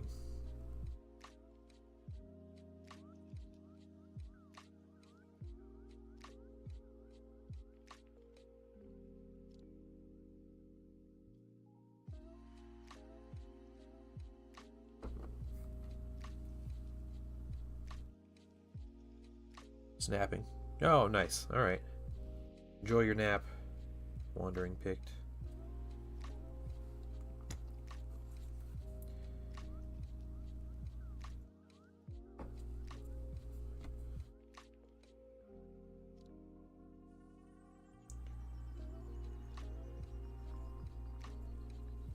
Okay, well, that's a dozen militia assembled. Cool. Got those. We can probably let's try this here.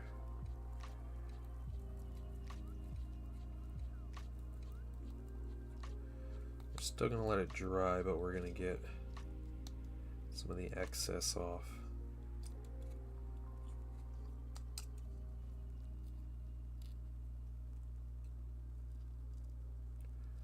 Big weird clump there. Okay. Cool. We'll set that off to the side.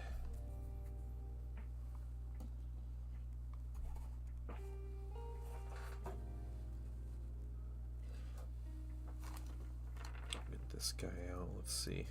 That one's going well. All right. Konrad Curze. Yeah, just messing with the basing material there. And then we have some extra pieces.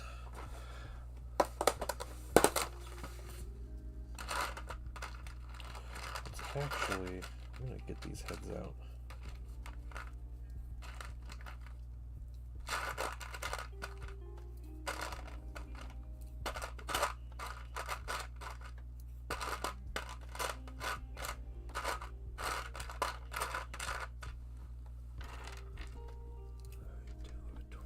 Okay, I have 12 more heads. I'm gonna put in my bag with my artillery crew. I think I have 14 artillery crew there, but I can always print more heads. It's like a 45-minute print. And we have some extra legs. It's good.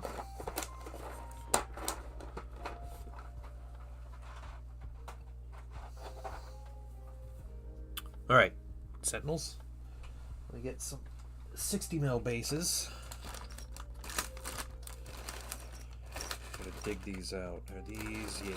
Here's my 60 mil bases. I have a giant bag of, or giant box of bases, guys.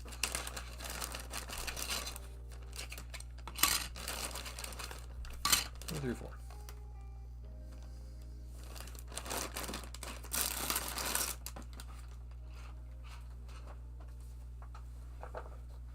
Okay, we'll put the lid on this. There's the lid.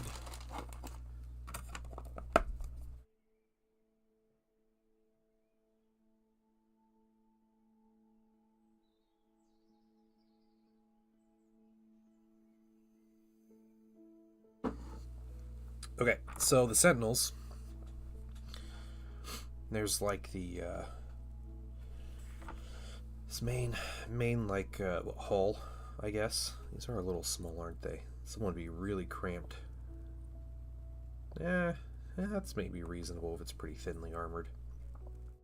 The drain holes, we can fill those in too. So let's just go ahead and start trimming. We need to trim just really flat along here.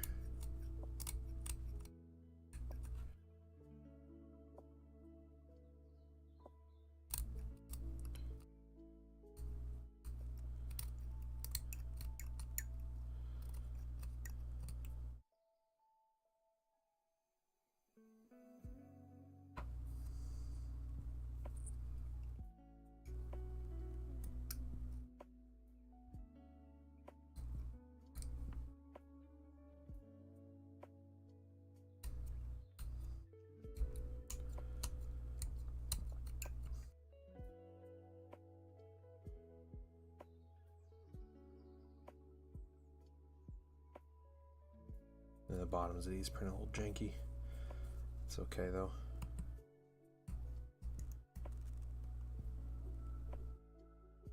Nobody's looking at the bottoms of the Sentinels. They're too busy laughing at how easy they die.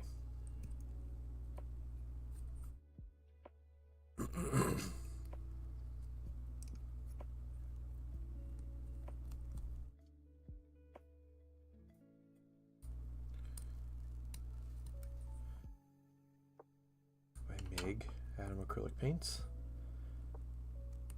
Really? Does it stink like rotten stink, or is it like a unique smell? Is it that old GW sewer water stink that their paints used to have?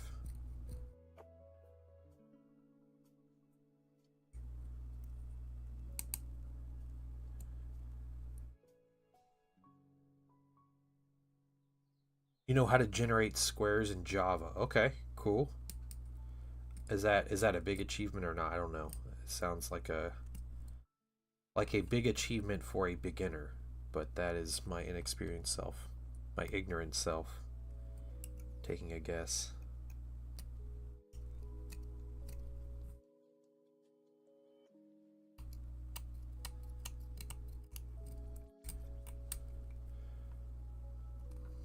That would 10 times worse. Oh, weird. Huh. Yeah, Games Workshop paint used to have, on some of their colors, especially their washes, they had this thing where over time the paint just smelled worse and worse. And it wasn't like a paint smell, it was like a rot smell. And, yeah, I still have some really old washes from like their first line of washes that have that smell. And it is foul.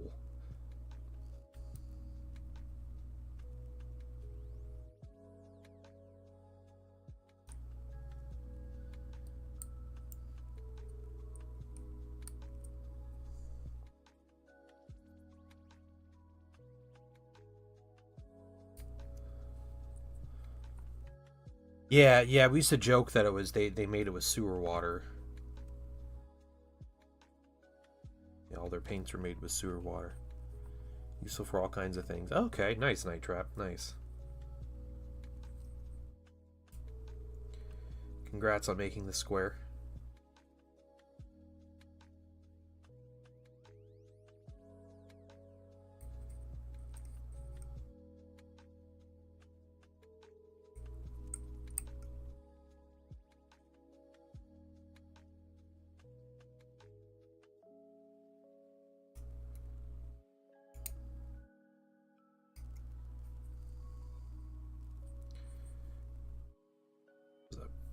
Pretty annoying piece to print, honestly.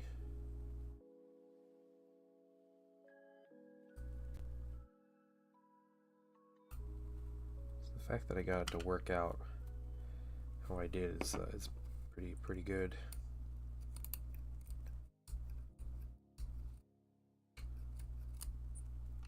Okay, gonna make all the squares in the world.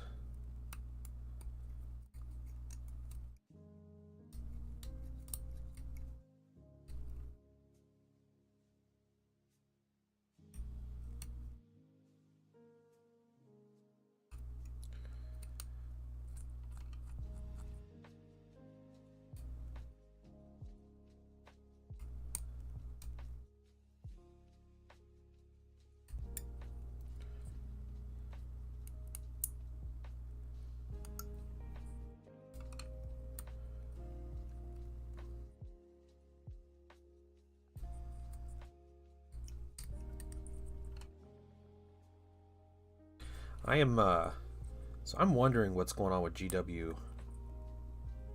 Them not doing a pre-order announcement this coming week, and they're not doing pre-orders this coming week, and then just weirdly showing off the rest of the Space Wolf line on like a random Monday. It's hard to tell what's going on and why they did that, but I think I don't know. I think it could be a few things. I know it's like end of the fiscal year kind of thing going on, and a lot of bigger companies they try to reach specific financial targets, and they don't want to exceed those too much because it takes away from their growth the next year. Um, yeah, it definitely does seem like an Adepticon release kind of thing, or like announcement kind of thing. But I'm wondering if they're just pausing pre-orders to like, because they hit their like sales targets for the year. They hit their growth target, and they're kind of saving to put out stuff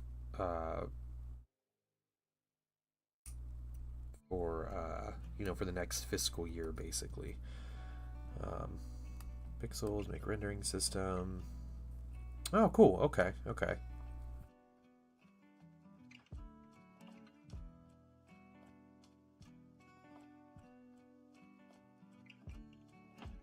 Yeah, wolves are probably soon. They probably are. Yeah.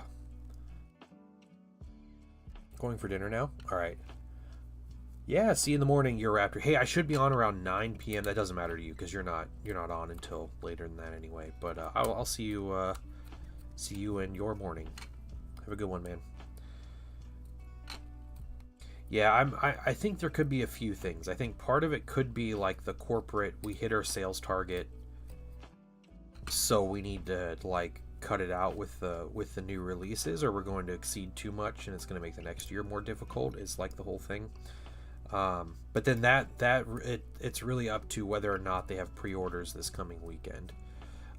It could be tariff related, where there's a lot of uncertainty at this point, and they're not quite sure. Like they were kind of making plans on how to go about it, or maybe just waiting out things. Um, okay, sure. All right, all right. We will be there in the morning for you. Um,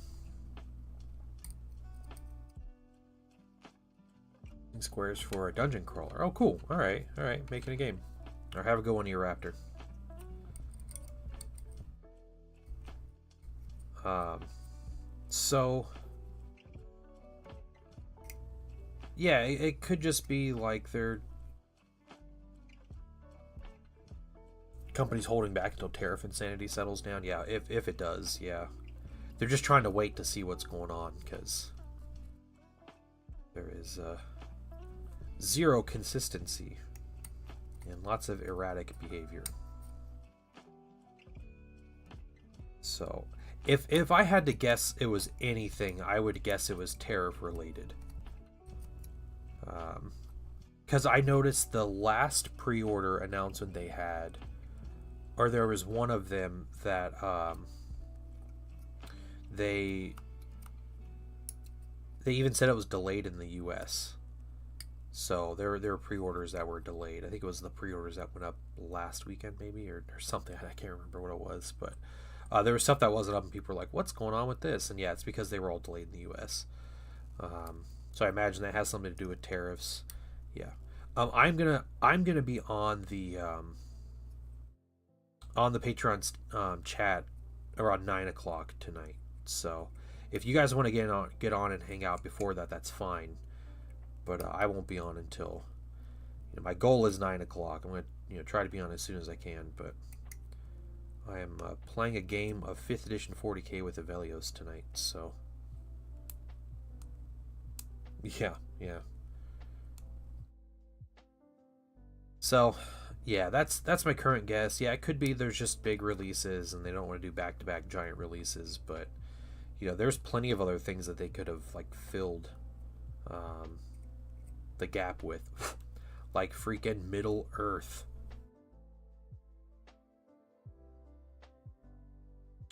I'm gonna be playing Space Marines. I'm gonna keep it simple, but I'm playing against Avelios's Tyranids. So I wrote out an army list on pencil and paper, and was reading through the rules.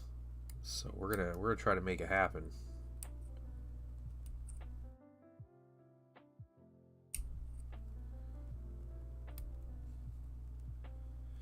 Yeah, I will. I'm using my Thousand Suns as my Space Marines, so it's going to be Thousand Suns versus Tyranids is how it's going to end up. And my list is a little janky because I don't have my heavy weapon minis finished, so I can't bring full tactical squads.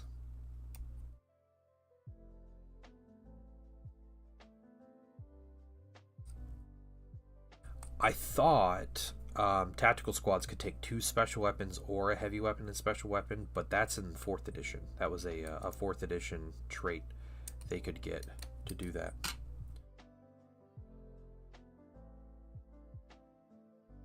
You have your old Tyranids, nice. So be fully painted, nice, nice.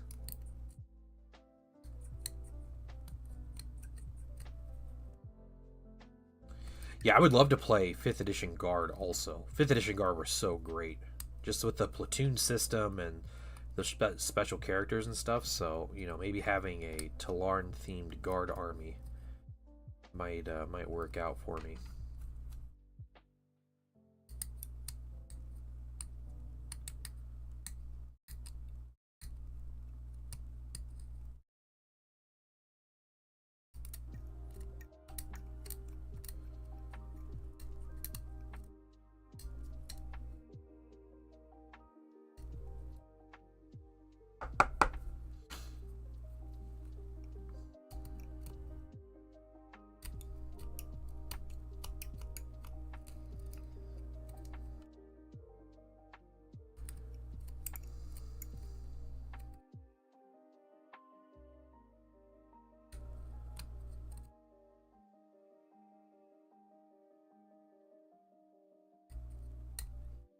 Yeah, I'll pull up the Dark Eldar eventually. I do know, I did think about Dark Eldar.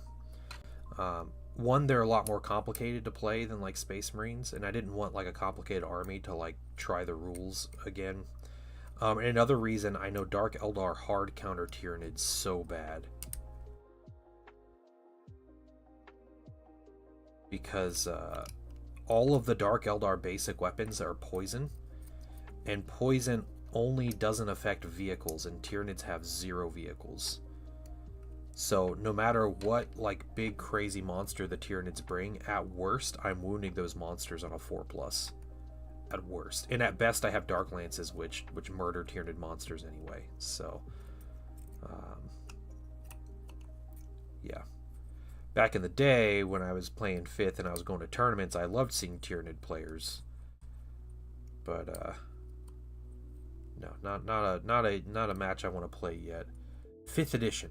5th edition Night Trap.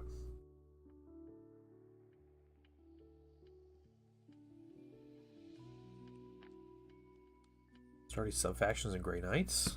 You have every other 5th edition army. Oh, nice. That's cool. Yeah. The Dark Angels? Yeah, they're tasty. You mean Dark Eldar or Dark Angels?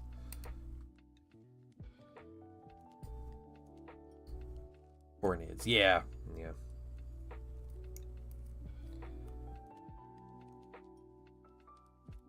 I remember playing in a tournament in 5th. Can you smell the resin? Yeah. Yeah, me too. It's, you know, just all up in my nostrils and everything. No big deal. I played a Tyranid player once in a tournament. And back in 5th. And I remember seeing his army and what he took, and I like apologized. I was like, I'm sorry. Oh, that's fair. That's fair. On a walk. Nice. Nice.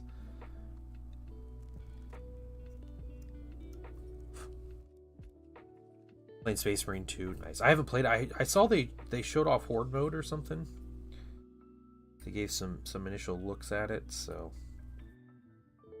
I have to jump back in. Get Killicam to show me the ropes in that game again.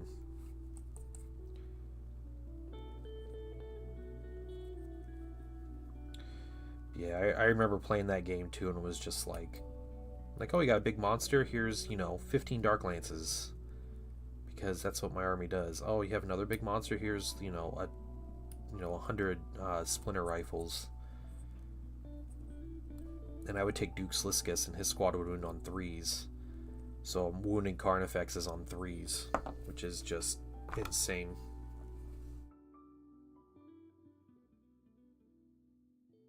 Yeah, I hope it's good. I didn't even look at the their like first look at it. So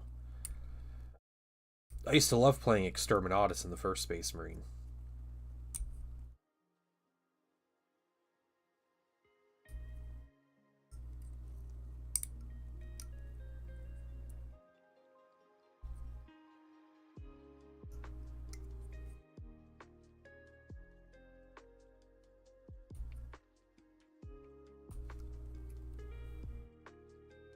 Play Termies when they wait. What? Oh, the Turvagon. Yeah,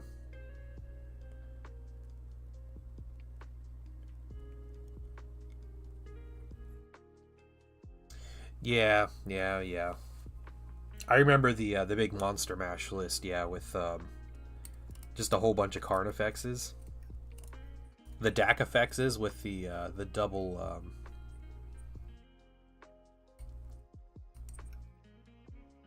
with the double, was that Devourer or the quadruple Devourer, right? The two Twin Link Devourers.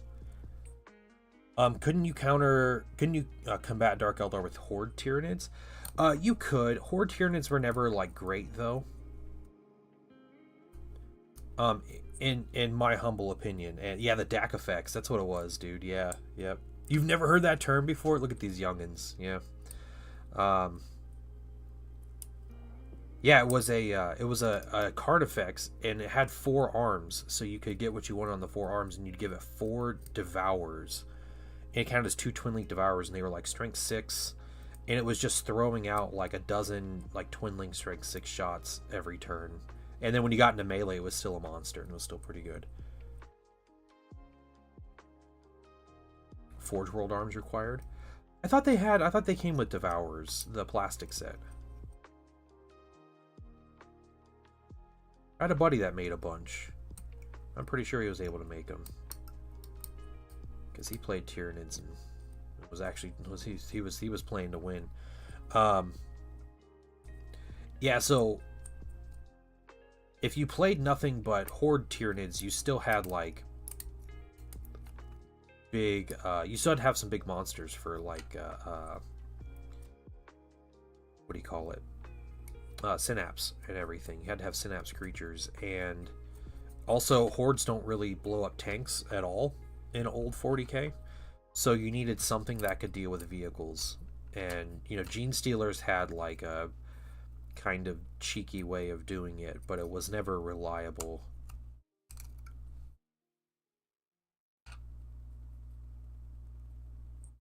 Get your opponent to surrender in the movement phase. You just time out.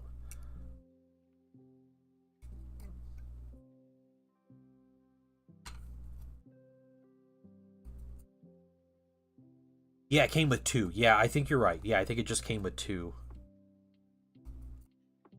Yep. So you were kind of stuck, and you could use those on the Hive Tyrant, because people do that with the Hive Tyrant too. You give it two Twin Link Devourers.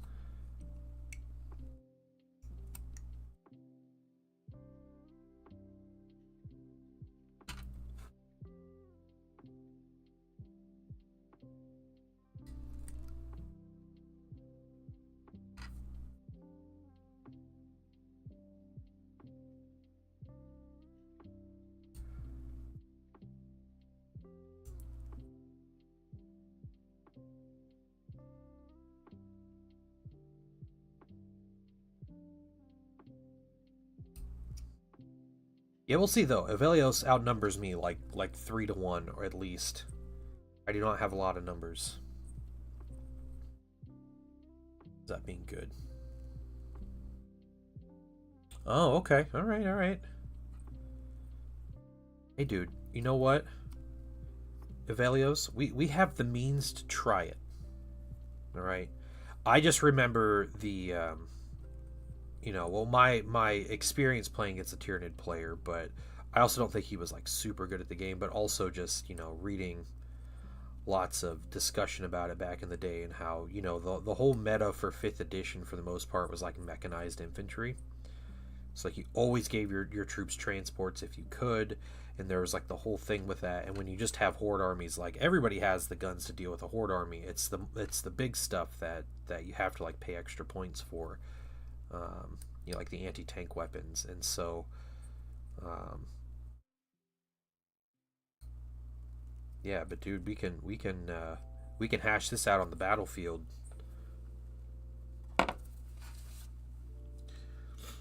What do I do for a Tyranid army? In the selection models today is plentiful. Yeah, yeah, you could definitely make unique armies. Okay. Next, get these pieces. There's not a lot to do on these pieces. This is the hips, the waist and hip piece. Let me see if these go.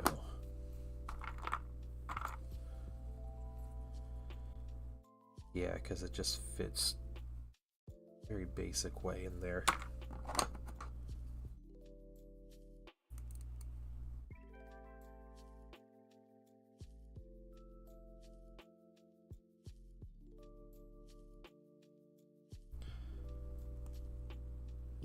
Yeah, no, it was there was terrible terrain back in the day.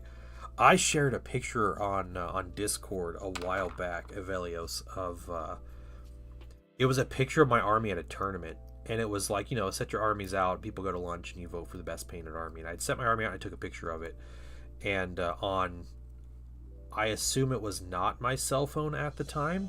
I must have brought a camera, because holy crap, maybe I did take it on my cell phone. Man, I don't know, but anyway, and I showed that picture, like, yeah, this was my army at a tournament. Everybody just was just laughing at the terrain layout on the board behind me, because it was like a green grass field and like a couple of pieces of like crappy terrain in there. Hold on, it might be in let me see, this may be way up in here.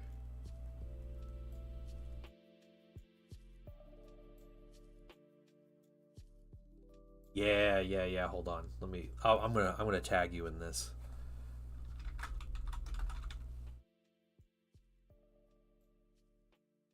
Here, I put it on Discord. Look at that terrain layout, dude.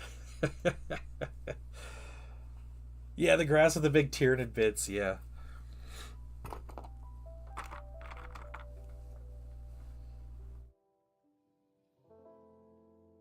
Oh, I just shared it. I shared it straight with you. I didn't. I didn't. It's in the after actions. If you go up, it was August of last year. I put it down, but yeah, I sent that to you, Evelios. At least it says Grimdark like lime green grass. Yeah, exactly, dude. I still have my grass mat that's like that, and I love that thing. It's an incredible mat. It's still held together for all these years. Yeah.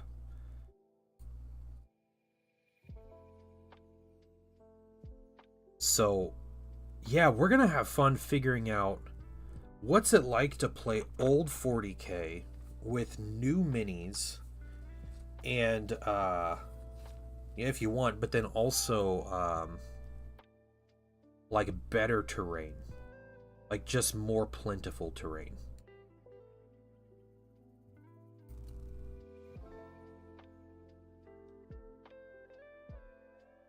Yeah, because I think playing 5th edition, like, you know, like the table we played on in our at that 30k tournament, Uvelios, like playing 30k on or 40k on that kind of a board, like how is that different than, you know, the board I just sent you, the picture I just sent you?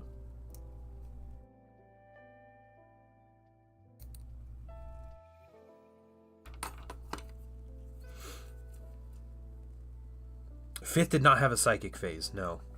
Each power in 5th edition told you when you use them, but it was just a you would take a leadership check. If you passed, the power worked. If you failed, it didn't. If you rolled double ones or double sixes, you suffered a perils. And if you used a double one, if you got double one, you suffered a perils, but the power still went off. You got the double six, then it didn't go off, but you suffered the perils anyway.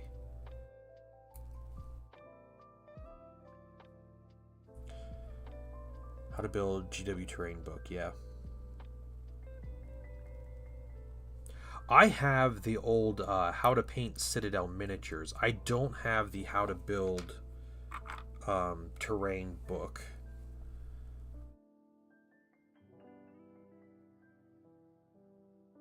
Yeah, you don't have the guard leaf blower list just taking over, right? Because they can field 30 tanks on the battlefield with a bunch of long range weapons and just get all the opening shots. That's fair. No, that'd be really interesting to see.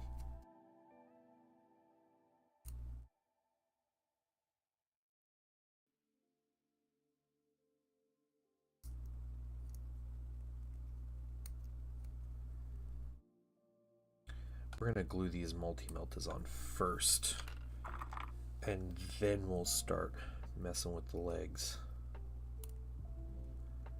Thanks for chilling, guys. I appreciate it. I know it's not the most exciting thing I'm doing, but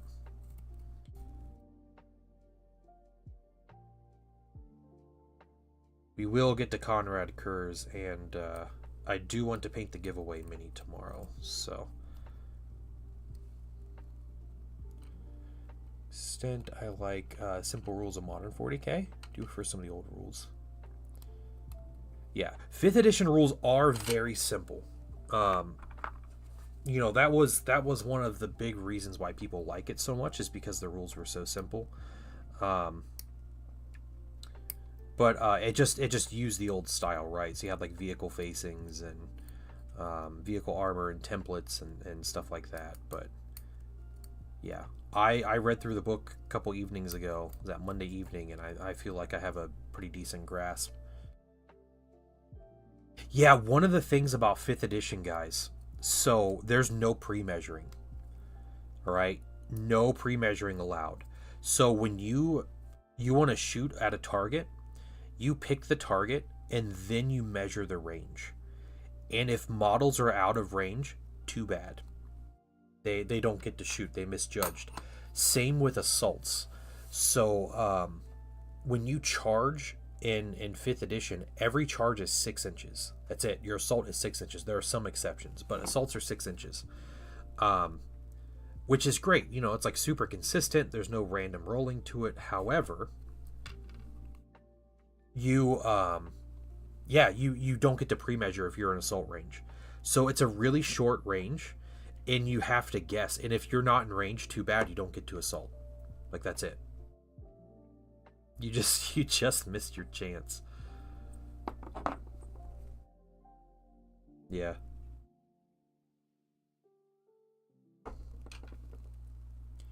Yeah, it makes things more risky. Yeah. Yeah, and what's cool is it's much more of like a skill, right? And I don't have problems with pre-measuring and like an extent of random, you know, charge distance rolling and stuff, but it is very much a skill that you have to learn to estimate distances properly. And if you can't get that down, like, you're not going to play as well as someone who can. That's just kind of how it works.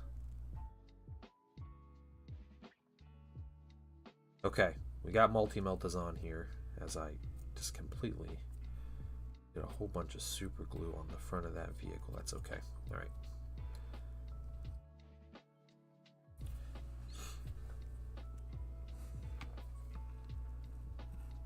And so this will go like that, and we can turn these if we want. You know, let's do that. Let's put these on. Simulation. Yep. Give the command. Your army might not respond. Yeah.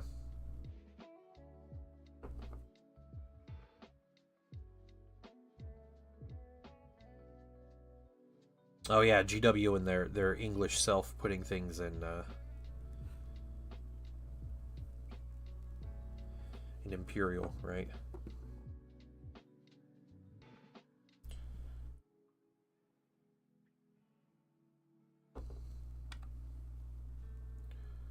Put this one on about straight.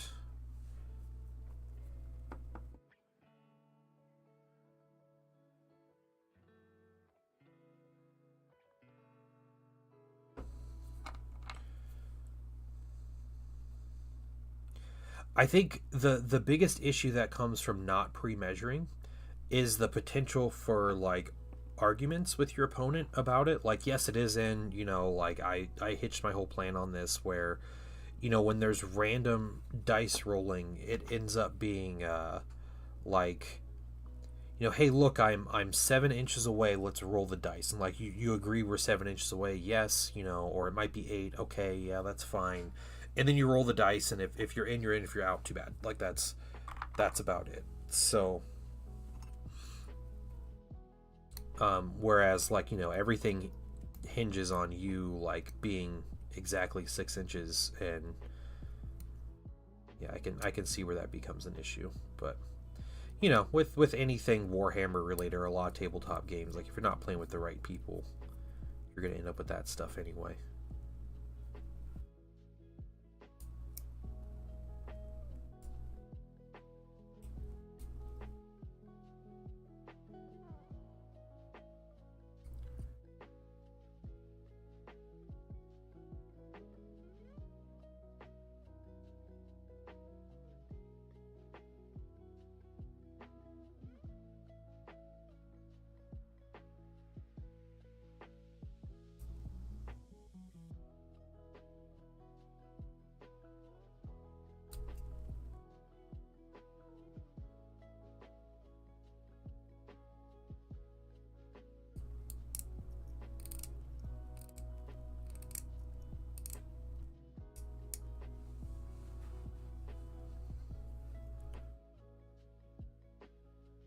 Yeah, yeah,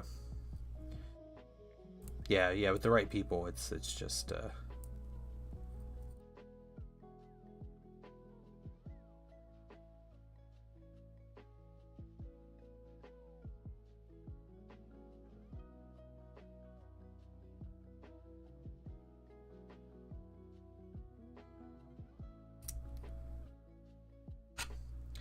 I do remember a somewhat feels bad moment when I was in a tournament, and I went out of town and go to this tournament we're playing, and I remember I was gonna roll this charge with my big melee and my InQi, and I roll the distance and I just make it, like going around the corner of a building to make it into range. And in fifth, what you did was you moved the closest mini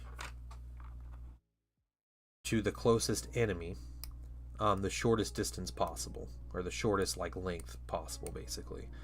Um, and like a direct route, maybe. I don't remember how they worded it exactly, but it was around the corner of a building, and I know the guy was like, "No, you got to move through the building," and I was like, "No, I don't. Like I'm going around, like right here. Like there are walls blocking me." And at that point, I learned that the local group had a rule that if a building has a door, infantry move through it like it's difficult terrain. They just move through the building, so they didn't worry about the doors or anything. And I was like, well, there's no door in the building, but there was like apparently on the other side of the building or something. And so since my mini had to move through difficult terrain, I ended up failing the charge because the direct route put me like through the corner of the building or whatever. And yeah, I remember that whole thing. But it was like, there wasn't a no one was posting like their like house rules or whatever, or like little FAQs online before the tournament or anything either.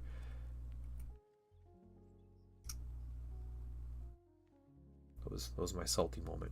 I still beat the guy, so it was all right in the end. But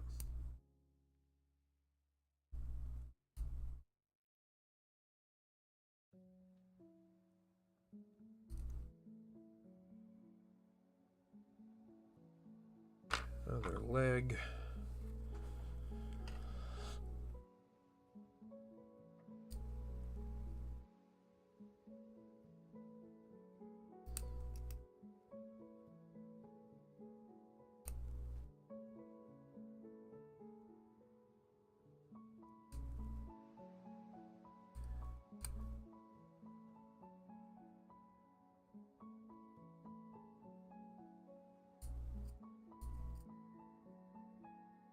You do love a difficult terrain check, yeah, yeah.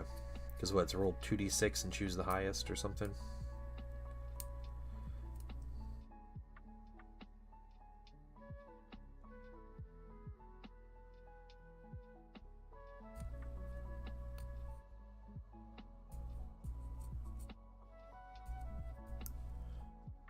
Yeah, it's your move distance. Yep. Or if you had slow but purposeful is the rule that you always count as moving through difficult terrain. That was like mega armored knobs are always slow but purposeful.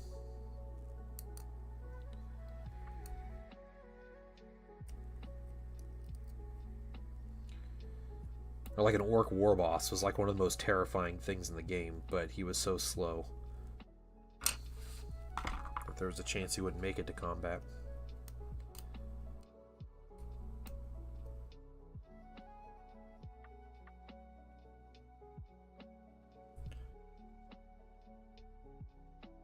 You just say no to the checks? Did they get like move through cover or something? Or is it because they're beasts? They have a lot of beast units or what? I think the Hormagaunts counted as beasts, right? Say the 12-inch charge. Didn't beasts like move through cover or something crazy?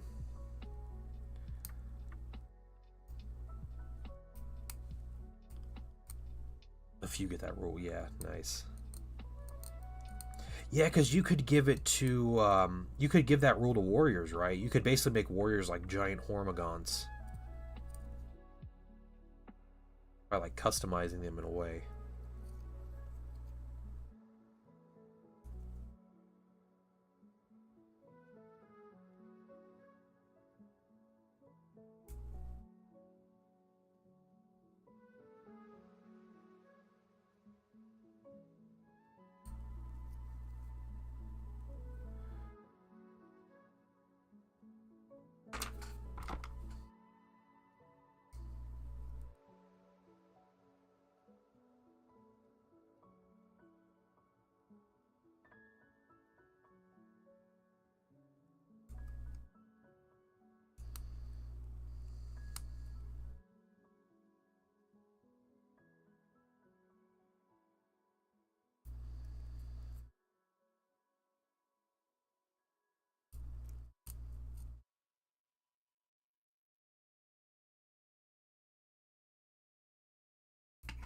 Oh yeah, the Shrikes, yeah. Hmm.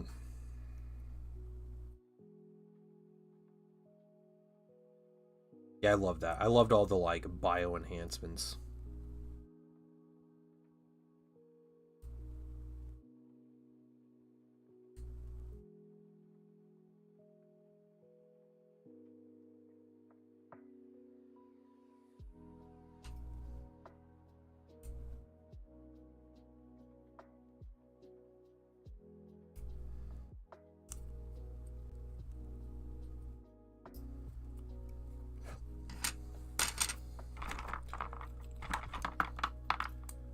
Let's see, 3 more of these. Okay, and then we'll get the feet real quick.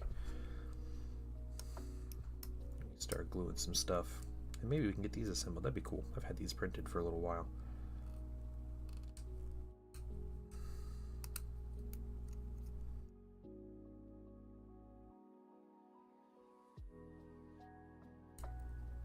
And these are really easy to print, and they're pretty quick to paint, so I'm not too worried about like magnetizing weapons on them or anything.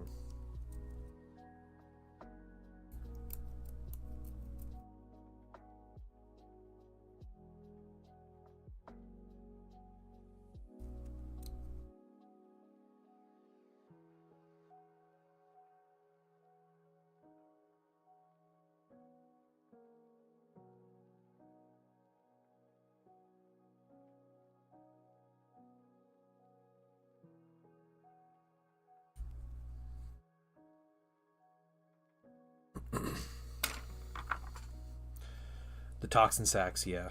Wait, toxin sacks, what were those? Like +1 strength or just poison attacks or something? Trino glands or initiative? Or movement, or was that what made you beasts?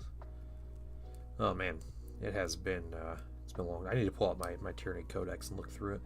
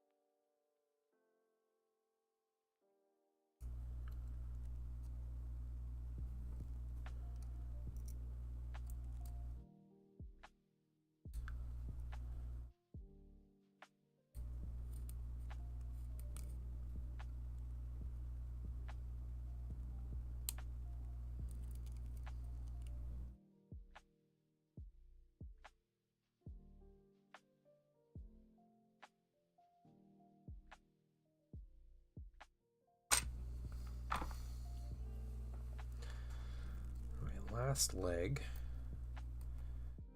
Get a couple feet. What we can do when we glue this, we'll make sure that everything is level with the feet.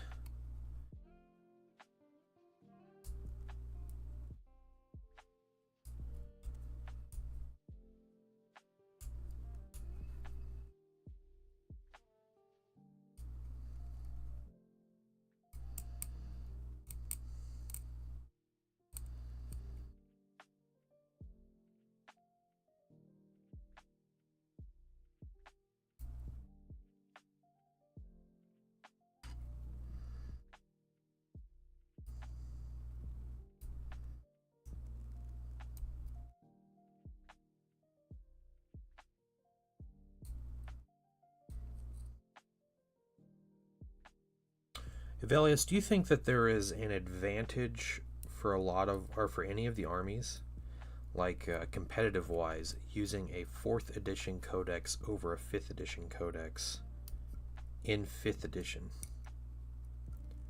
So for example, say we start playing games in 5th edition.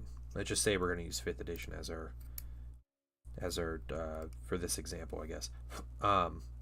If someone wanted, like, you know, like, hey, I want to customize my Space Marines more, or my Imperial Guard regiments more, and you do that in the 4th edition codex better than the 5th edition codex, do you think that's, I don't know, do you think the 4th edition codex would make a difference, like, power wise?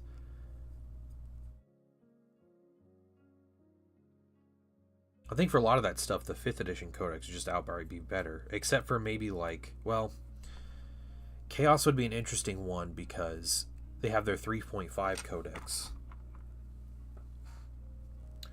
but then they have a 4th edition codex, so I don't know if those would be interchangeable either. That'd be something worth messing around with, because I know as far as Chaos goes, that 3rd edition codex was actually interesting, and their 4th edition one wasn't.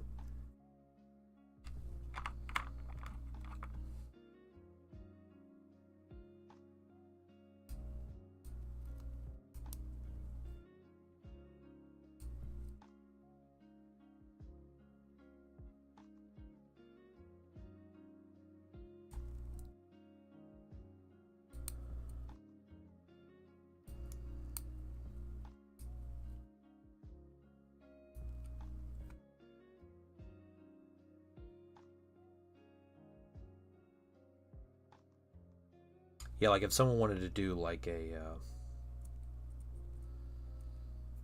like an Alessian drop troop list, that would be easier to do out of the 4th edition Guard Codex, because there's actual rules for giving your troops like jump packs and making them drop troops. John Lockridge, yes, I'm assembling some Sentinels. Just some prints that I have for my militia. We finished putting Curze together. His base needs to dry and all that. And so I think finishing his mini up to primed and base coated state is going to be a weekend project. Okay. I have things trimmed, so legs out. Okay. So that's right, left. It's a right leg. That's a right leg. It's also a right leg. Uh-oh. It's making me nervous. Okay, it's a left leg, left leg, left leg. Okay, okay. Making me real nervous there for a second.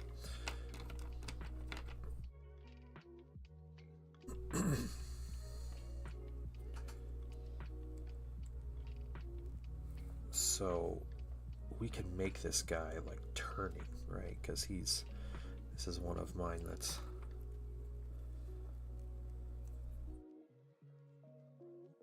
I figure out how to hold this.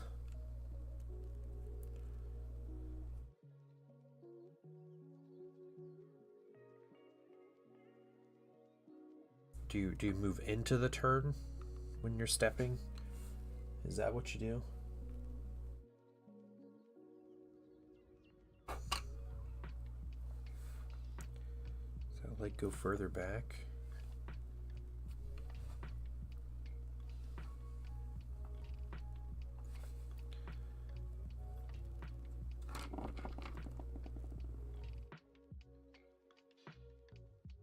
don't think I want both legs curled up.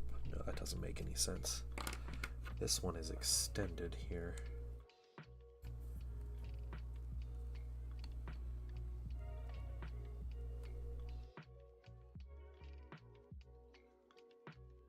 He's just kind of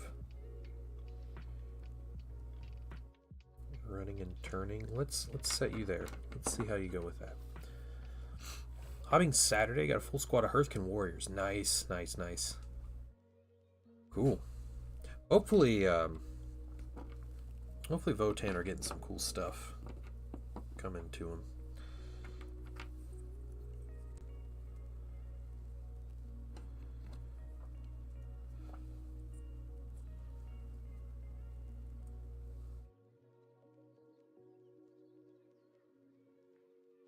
LGS has got combat patrol.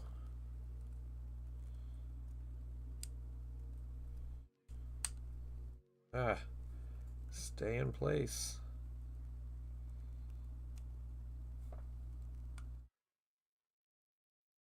I wish these divots went in a little more.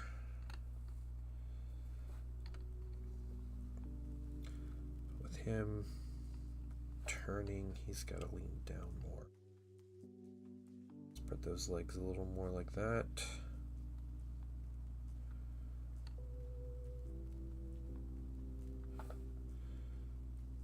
Yeah, there's kind of something there. We'll try that. You down here.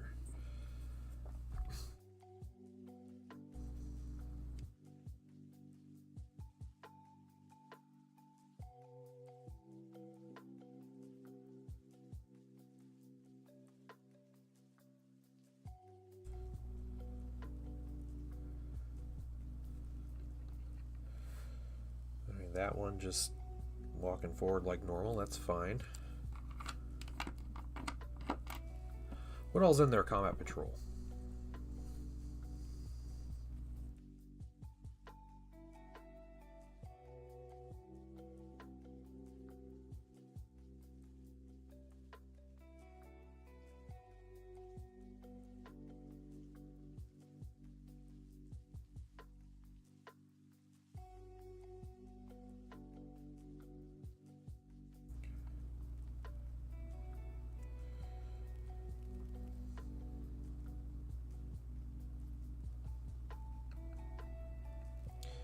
You know what I could do?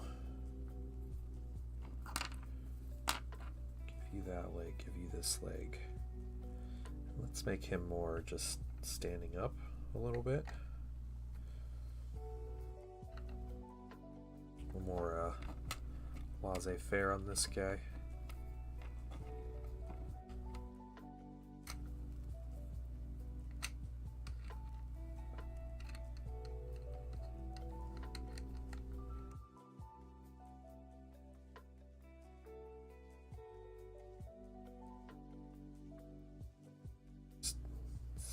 Like that. Okay, we have our legs. Let's finish getting these feet real quick, just so we can maybe glue the feet on right away if I need to. I don't know. Yeah, these are perfect for militia. Yeah.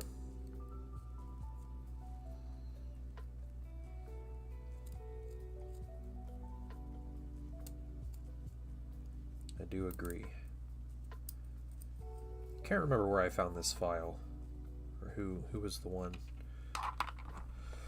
that was either selling it. I don't think it was free. I think I paid a few bucks for the STO, but these are Sentinels number 5 through 8, so I feel like I got my money's worth out of these pretty quick. And they're the old style, and they're really simple. The worst thing about them was hollowing out the main like cockpit, basically. There's some janky things trying to hollow that out, but otherwise really good. Paint meets plastic, how you doing?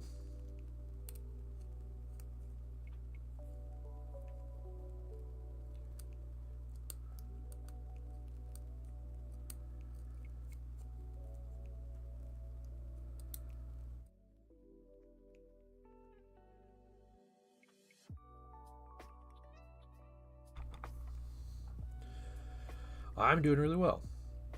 Yeah, just chilling and putting some printed minis together.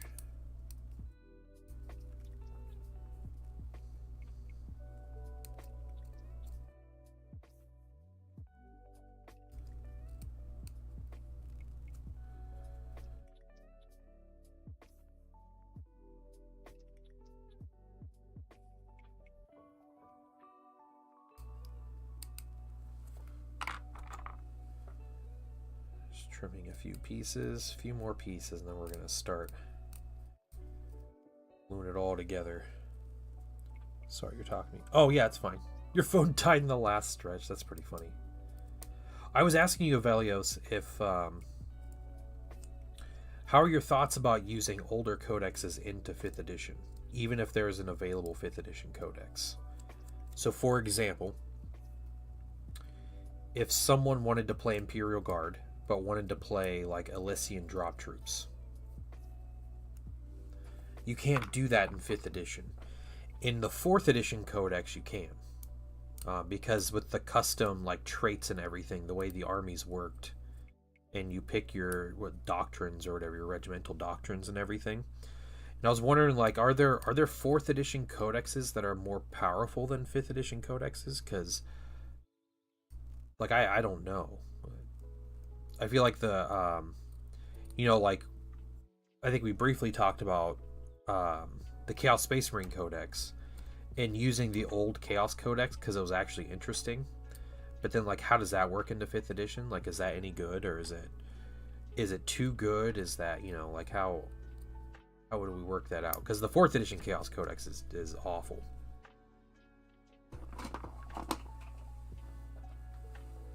Dropped a sentinel foot. Let me grab that.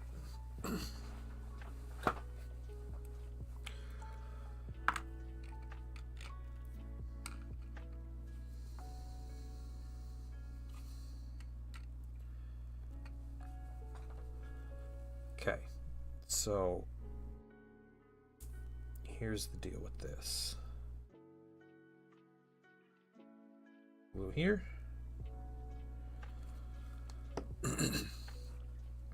Be fine, yeah.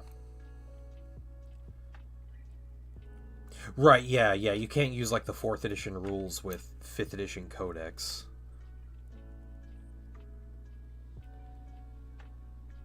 Or like with some 5th edition units, yeah.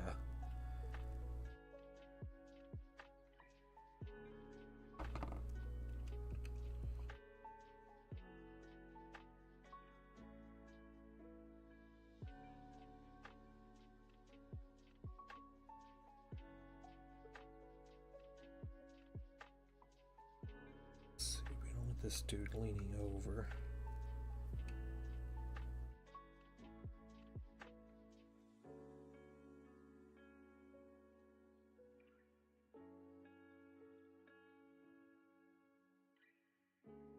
Okay, I think that's good. We'll set him down.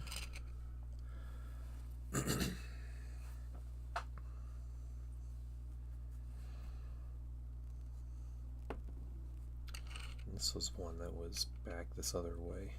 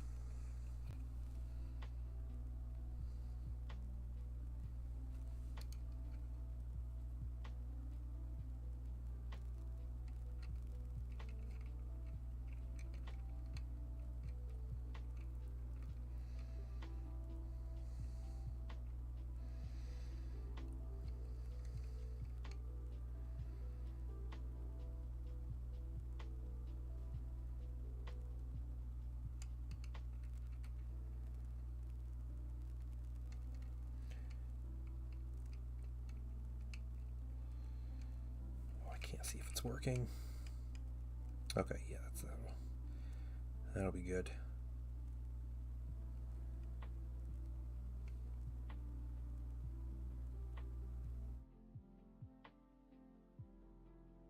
Old codex in the wrong edition. How? Yeah, yeah. We're just like, it's just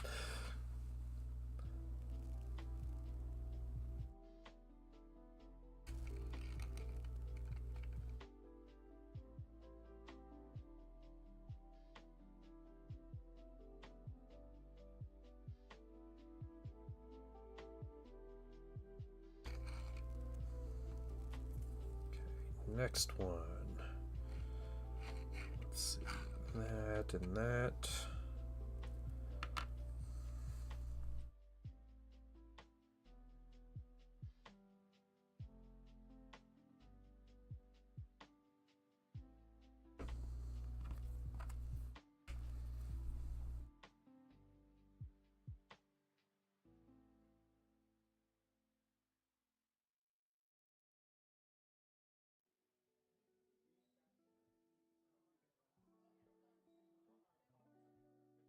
Get that on first guess. I think I did.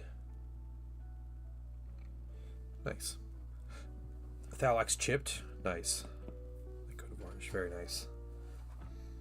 You said the chipping and stuff was like the main amount of work, right?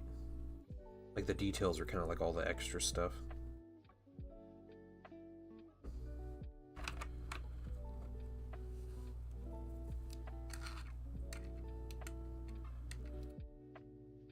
Front.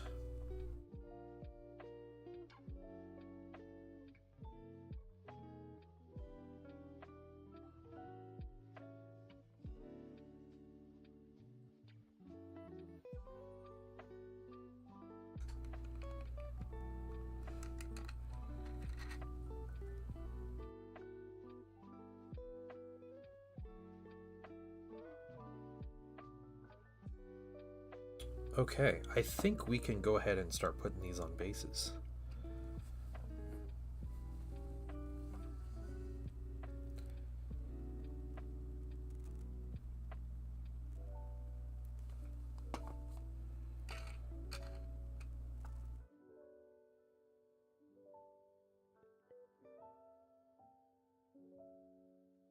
Or at least get their feet on.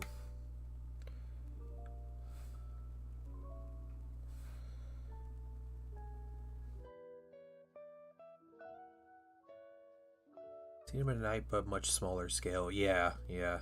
Okay, okay.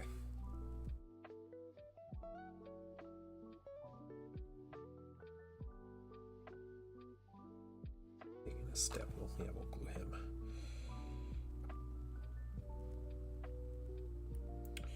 Their bases are going to be all covered in basing materials, so.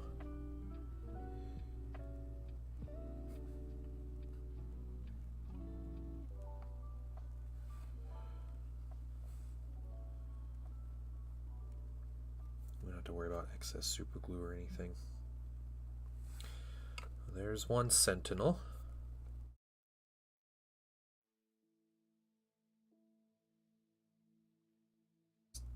Seated in properly.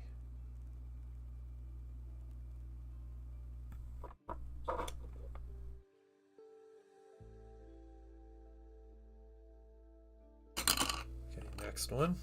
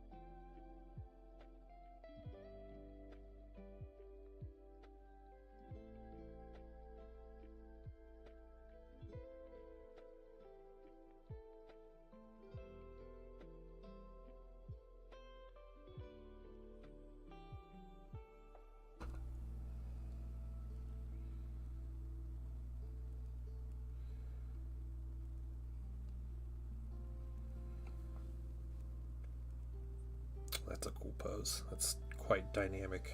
Him like turning and pointing. I like that. Next one.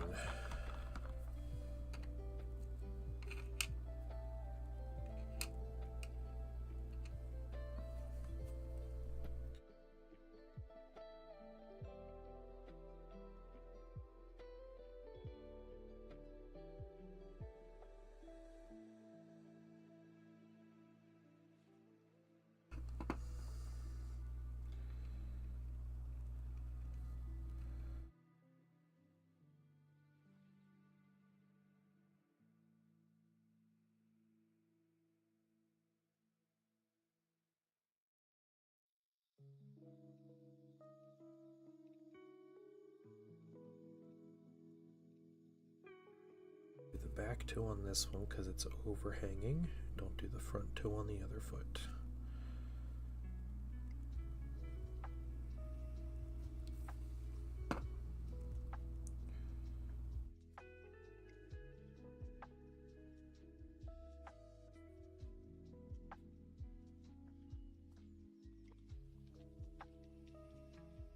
All right, last one.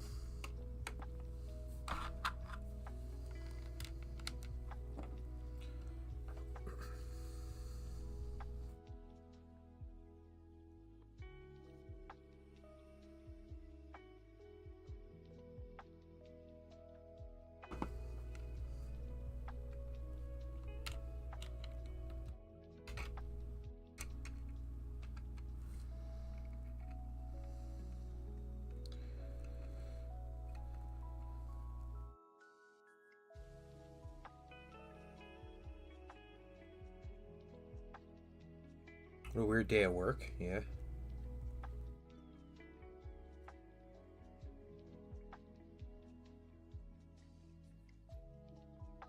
That's what's going on at work.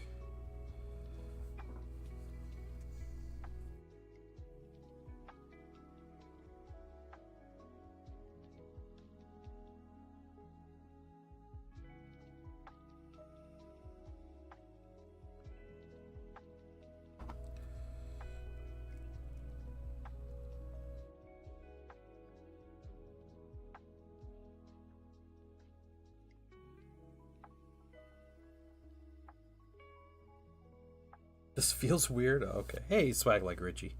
What's up? All right. Well, we did a whole bunch of assembly today. Let's see. Are you good? Yeah, you're in there. Okay. So we got our sentinels here.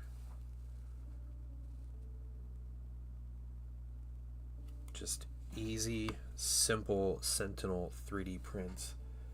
I love that one. I like how he's like leaning on one leg almost, like he's turning into it. I think that's really cool. Really cool pose. Some print lines on there, it's alright. Let's see, this other one is like sprinting ahead really quick. Good old multi-meltas on these guys. These will be the most useful sentinels I have. My other ones have auto cannons.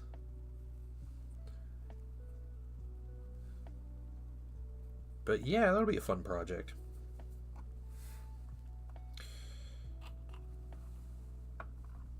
Oh man, I think what we're gonna do though, we're gonna find someone to raid.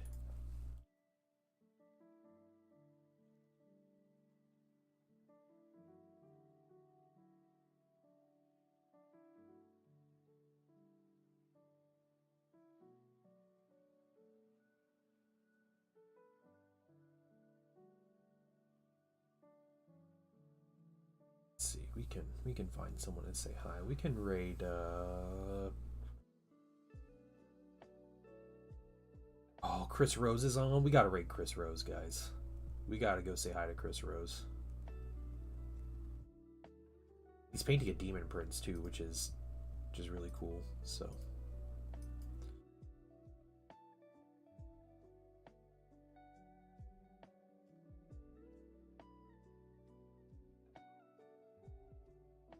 heading out. Yeah, heading out for the day. We finished up. I think tomorrow tomorrow I think we're going to do giveaway mini. So I'm going to be painting the Lord Exultant, the Emperor's Children mini. If you want it, hang out tomorrow. Come and say hi, and you'll get an entry. If you're a Patreon member, you also get an entry. So there's ways to get double entries. But yeah, I'm gonna try to paint that mini in one stream, and then we're just gonna give it away at the end of stream. So I'll probably finish it through the weekend, like any varnishes and stuff. But if you do want to win the Lord Exultant, I'm also going to be sending the sprue with extra pieces.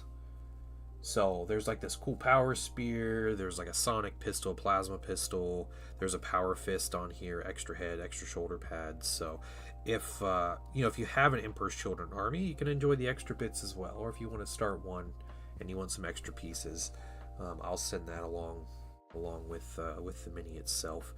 But yeah, we are going to. I can't win it. It'll look better than all my other EC minis. Oh no, that's fine. It's fine in Velios. Yeah, we'll figure out colors and stuff tomorrow too. I have ideas on how I want to paint it, so we'll get that all figured out. But you guys have a great day. I do stream on YouTube and Twitch, so if you're on either one, you can follow me on the other and check me out there. I do have Instagram, PaintingDad365, also on Blue Sky and Threads. I don't post often because I'm lazy and I hate social media, but also come join the Discord, hang out, chat. We're doing Patreon hangout tonight at 9 p.m. Eastern is when I'll be there. So Patreon hangouts at 9 p.m. It's when I should be there. I might be there a little early, hopefully, but yeah, come chill in Discord and hang out, and we just chat and hobby and do whatever. So it's a good time. But you guys have a wonderful day, and I will see you all tomorrow at 10 a.m. Eastern. Bye, everybody.